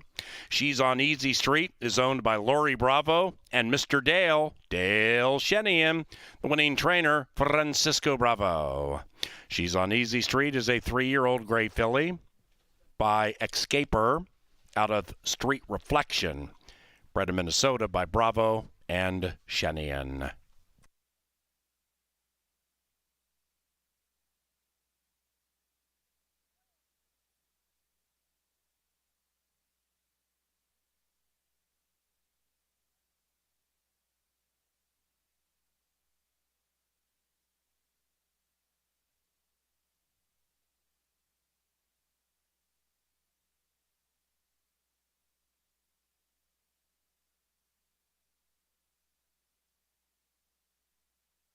Unctuous. Racing. Pocket full of posies. Got pinched back to last shortly after the start. Excellent beginning for Chaplin, trying to deliver some wrath to the others in race 7. And it's Chaplin in speedy fashion, cornering with a 2-length lead. Right behind that one is She's on Easy Street, wearing Mr. Dale's colors. And to the inside of Elegance and Tonic. And Chaplin continues to fly. About 6-7 lengths behind Chaplin is Left of Center. And that one is now 7-8 from the front. Then it's Diggs 1. And Diggs 1 is losing ground, overtaken by I Think I Love You in her turf debut. Pocket full of posies has settled down. She's on the stretch out in her turf debut, and she's 9 from the front. They pass the half-mile pole, and we still have a lonely leader by the name of Chaplin, and the 3-year-old filly leads it by 1.5. She's on Easy Street, and Luis Fuentes at 6-5, just to the outside, and Chaplin now bumps the margin to 1.5. After that, Elegance and Tonic. Then it's Diggs 1 creeping in at 35-1. 3.5 behind that, we have Left of Center. That one is joined by I Think I Love You. Pocket full of posies. Block sneaking through on the inside. Chaplin still leads, but the lead is tenuous, and up goes She's on Easy Street. Diggs 1 firing to the inside. Right behind them is Elegance and Tonic. Then it's Pocket full of posies chasing She's on Easy Street. This long shot Diggs 1 ran an awesome race, but not good enough to beat the favorite, who was on Easy.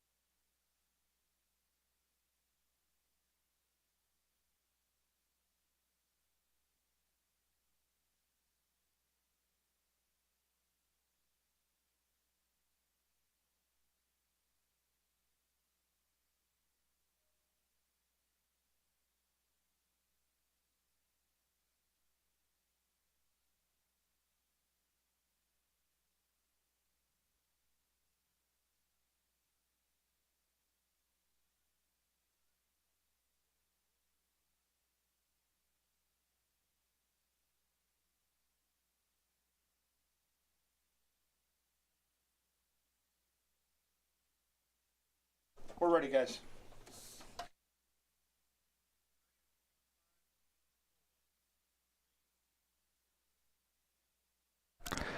Kevin Gorg, Angela Herman with you up in the press box, and this is what's left of Jeff Madey's birthday cake. He turned 59 today, and all of us vultures in the press box just demolished this lovely cake. Angela, you and the lovely and talented Lisa, the flight attendant as Paul calls her, his better half, came up with this idea.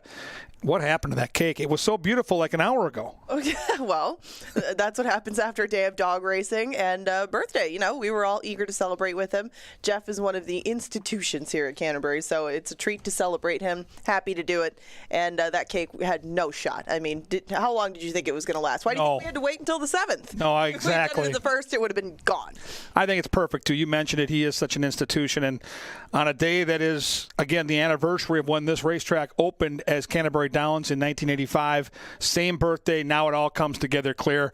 We're going to send Jeff out with a birthday winner here in the last. Here come the horses, and behind us in the paddock. And the pick fives are a little skinny, no doubt about it. And there's going to be a favorite here that looks tough to beat. But again, these are inexperienced horses on the grass. We've got a first-time starter that looks live. Still looks like a pretty good puzzle to try to solve. Well, it is very interesting because there's so little turf experience among the group. There's none, to be exact, but they end up going 5 furlongs on the turf. So, I mean, you have to dig a little bit deeper, go between the lines, and I guess see what you come up with. And you kind of touched on a point earlier about speed on our turf course. And, I mean, how do you look at that? Because there is so much early speed from the main track translating over to the turf. I mean, do you think that's an advantage, a disadvantage when it comes to maidens versus older horses? How did you approach the 8th? Where did you start? I started with the speed of the race, and that's the 4. I think that's clearly the horse to beat. Ghost of Genevieve chased a really good horse in It's Her Time last time out. This horse has come back to win. It's, I think, a horse that would be 1-5 against this group. But you make a good point. Speed hasn't been holding on the turf since the rail went back in, and this horse hasn't yet been on the lawn. Now, she's bred nicely for it. I mean, her Tomlinson number is up in the 350s, so I think she's clearly going to take to it. She's quick. She's got Harry Hernandez, and you know, if she drifts upwards of 2-1 or 5-2, I think she's bettable. But if she's close to even money, no chance. I'm going to take a swing here with the 2. I shopped for some value. It's a first-time starter. I like the fact that the horse is taking money early. Sam Sweetheart is the dam. She was a good one. She liked our turf. The workouts are there, but I mean, really, when you take a first-time starter, it's quite the guessing game. And just looking at the horse in the paddock, she looks decent. I know you've got a horse in here you like, and I like your angle. When a trainer like Mac Robertson has 2 horses in a race, you have to migrate to the go-to jockey. Make us a case for the 5. Well, he's got 3. He's got the 3, oh, that's right. the 5, and the 7, and Cherise ends up on the 5. This is essentially a first-time starter. I mean, she got left in her debut last year. Oh, Babe's a nice one that beat her. We see St. Serena in the running line. Runner's Heat didn't run against any bums when she made her debut on September 15th. Maybe she just wasn't, I mean, she debuted on closing weekend, so maybe Runner's Heat just needs a little more time to get her feet underneath her. It looks like she has.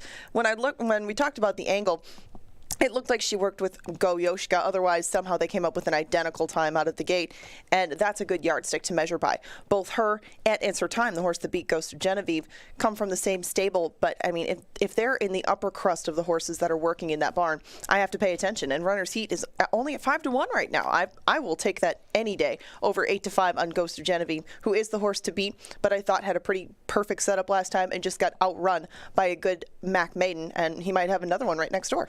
And the other horse to take a look at, maybe if you're going to build a trifecta or superfecta, is the 1. That's Chocolate Freckles. Race experience helps. 3rd off the layoff, and I think a touch of speed. It looks like a really tricky race, so demand some value. Put together some tries and supers. Angela's on the 5. I'm on the 2. Both Paul Allen and Jay are on the 4. As you see the grid of picks. We're back Wednesday, Thursday, and Saturday at 5 o'clock. Sunday, we have the 3rd of July. We have the fireworks at 4 p.m. Monday, holiday racing, 1 o'clock. It's going to be an awesome holiday weekend. Go out a winner. Right now, they head to the track. We get the call to the post. Thank you for joining us today at beautiful Canterbury Park.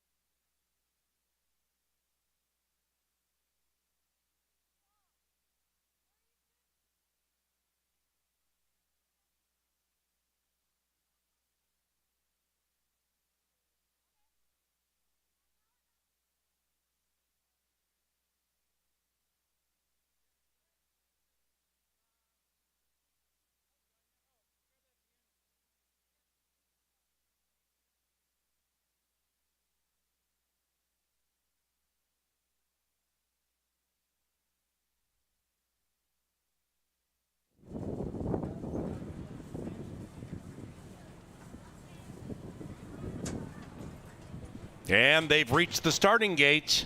It's post time for the lucky last.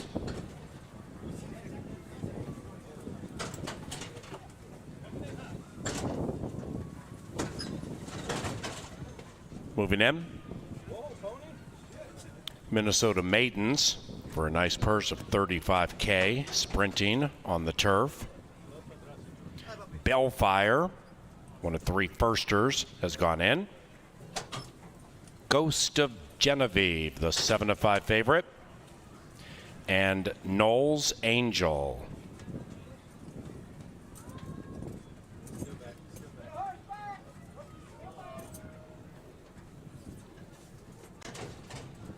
They're at the post. And away they go. Sweet beginnings for the bookenders. Chocolate Freckles, and on the wide side, Knowles Angel and Ghost of Genevieve splits them and takes the lead. 5 lengths behind that, 2 Summer Fireflies. Now about 7 from the front. Knowles Angel debuting way out in the middle of the track. Then it's Oh So Blue, 9 lengths from the lead, about to be joined by Bellfire. After that, Harlow's Harmony, and in last is Runner's Heat. And in first, Ghost of Genevieve striding clear by 5. Ghost of Genevieve trying to turn it into a 1-horse affair. Chocolate Freckles closes up smartly to the inside of Knowles Angel. And after that, we have Summer Fireflies. They are into the final 150. Ghost of Genevieve still with a 5-length lead. It's an insurmountable lead. And Ghost of Genevieve is gone. 4-3-1 to close it.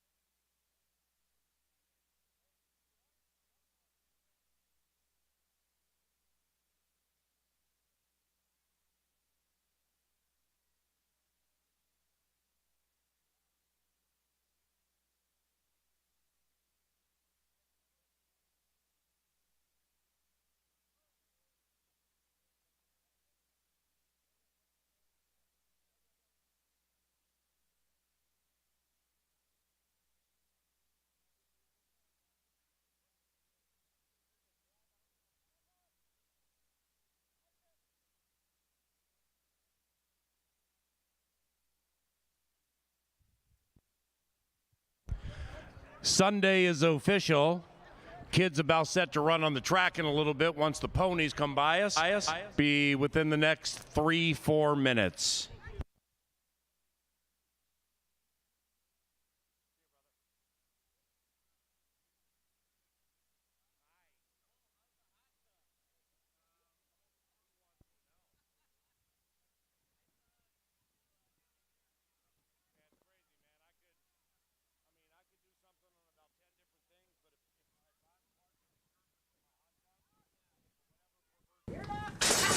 And away they go. Sweet beginnings for the bookenders. Chocolate Freckles, and on the wide side, Knowles Angel and Ghost of Genevieve splits them and takes the lead. 5 lengths behind that, 2 Summer Fireflies. Now about 7 from the front. Knowles Angel debuting way out in the middle of the track. Then it's Oh So Blue, 9 lengths from the lead, about to be joined by Bellfire. After that, Harlow's Harmony, and then last is Runner's Heat. And in first, Ghost of Genevieve striding clear by 5. Ghost of Genevieve trying to turn it into a one-horse affair. Chocolate Freckles closes up smartly to the inside of Knowles Angel. And after that, we have Summer Fireflies. They are into the final 150. Ghost of Genevieve still with a 5-length lead. It's an insurmountable lead. And Ghost of Genevieve is gone. 4-3-1 to close it.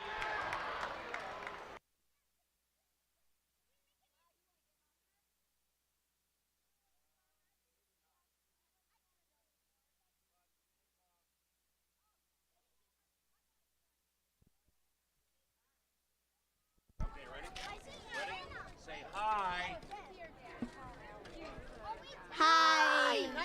Hi. Let me say Everybody ready? Everybody ready? Say go Vikings. Go Vikings! Oh, yeah. The Kucherov kid just said go Packers. Now everybody's rooting against him. That's not nice because he's a little baby. Ba-da-da-da-da-da-da-da. Not when you grab my arm, you can't. What?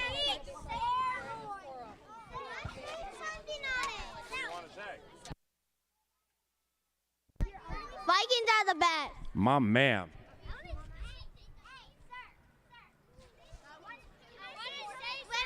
What would you like to say? Snot-nosed kid? Snot-nosed kid. Yes. Parental teaching moments at CBY.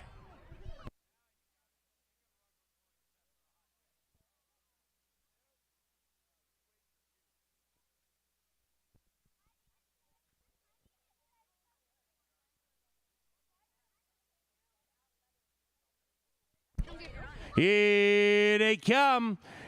Kids 7 years of age and younger for the first kids clomp on the dirt track. Let them loose. Good luck, kids. 5s to everybody to go out there for good luck. Come on, go, go. Here, give me 5, brother. There you go. Give me 5, girl. Come on, there you go. Give me 5. Hey, give me 5 right here, okay? Hey, hey, there you go. High 5 for everybody. Oh, that's a baby. Here we go. Come on. Ba-da-da-da-da-da-da-da. 7 and under. We have a really spry, fast 6-year-old set to run in this race named Nick Goodwin. Rumor has it he pops out of the gate very nicely. Last chance to get these 7-year-olds and younger out on the track. What's up, little buddy? Give me 5. My man. Oh, yeah. That's my man right there. Hey. There we go.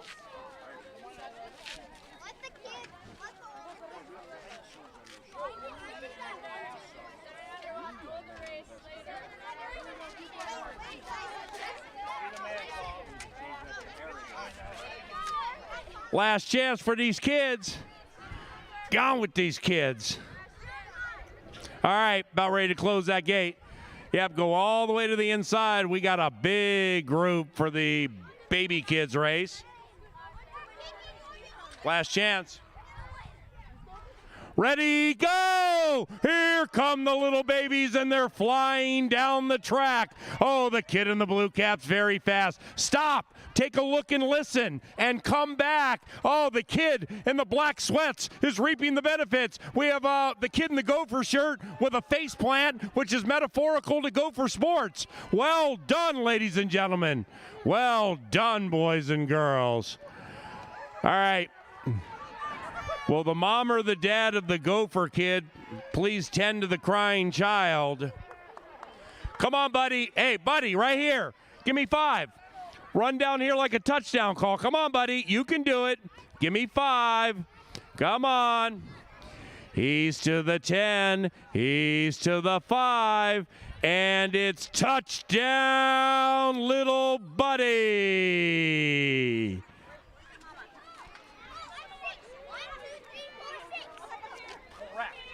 All right, big boys and girls, 8 years of age and older. It's the last race of the week. Then we back at it Wednesday, Thursday, Saturday. And next Sunday at 4 o'clock after the races, the fireworks soar in the sky. Thick haze, it's all the craze every day, don't you know, Pop? What's up, brother? My kid's got the Tampa jersey. The Kucherov kid has made the track. Big spot this evening for the Kucherov kid. If he wins, the Lightning will survive. If he loses, the Avs hoist the cup.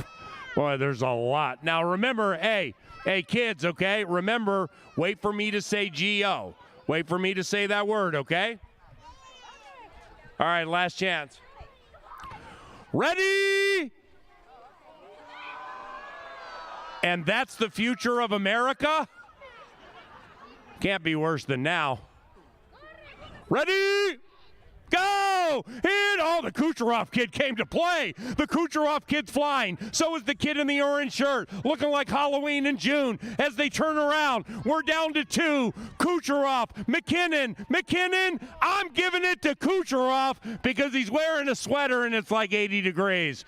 Thank you, everybody. We do this every Sunday. God bless, and hopefully we see you next week.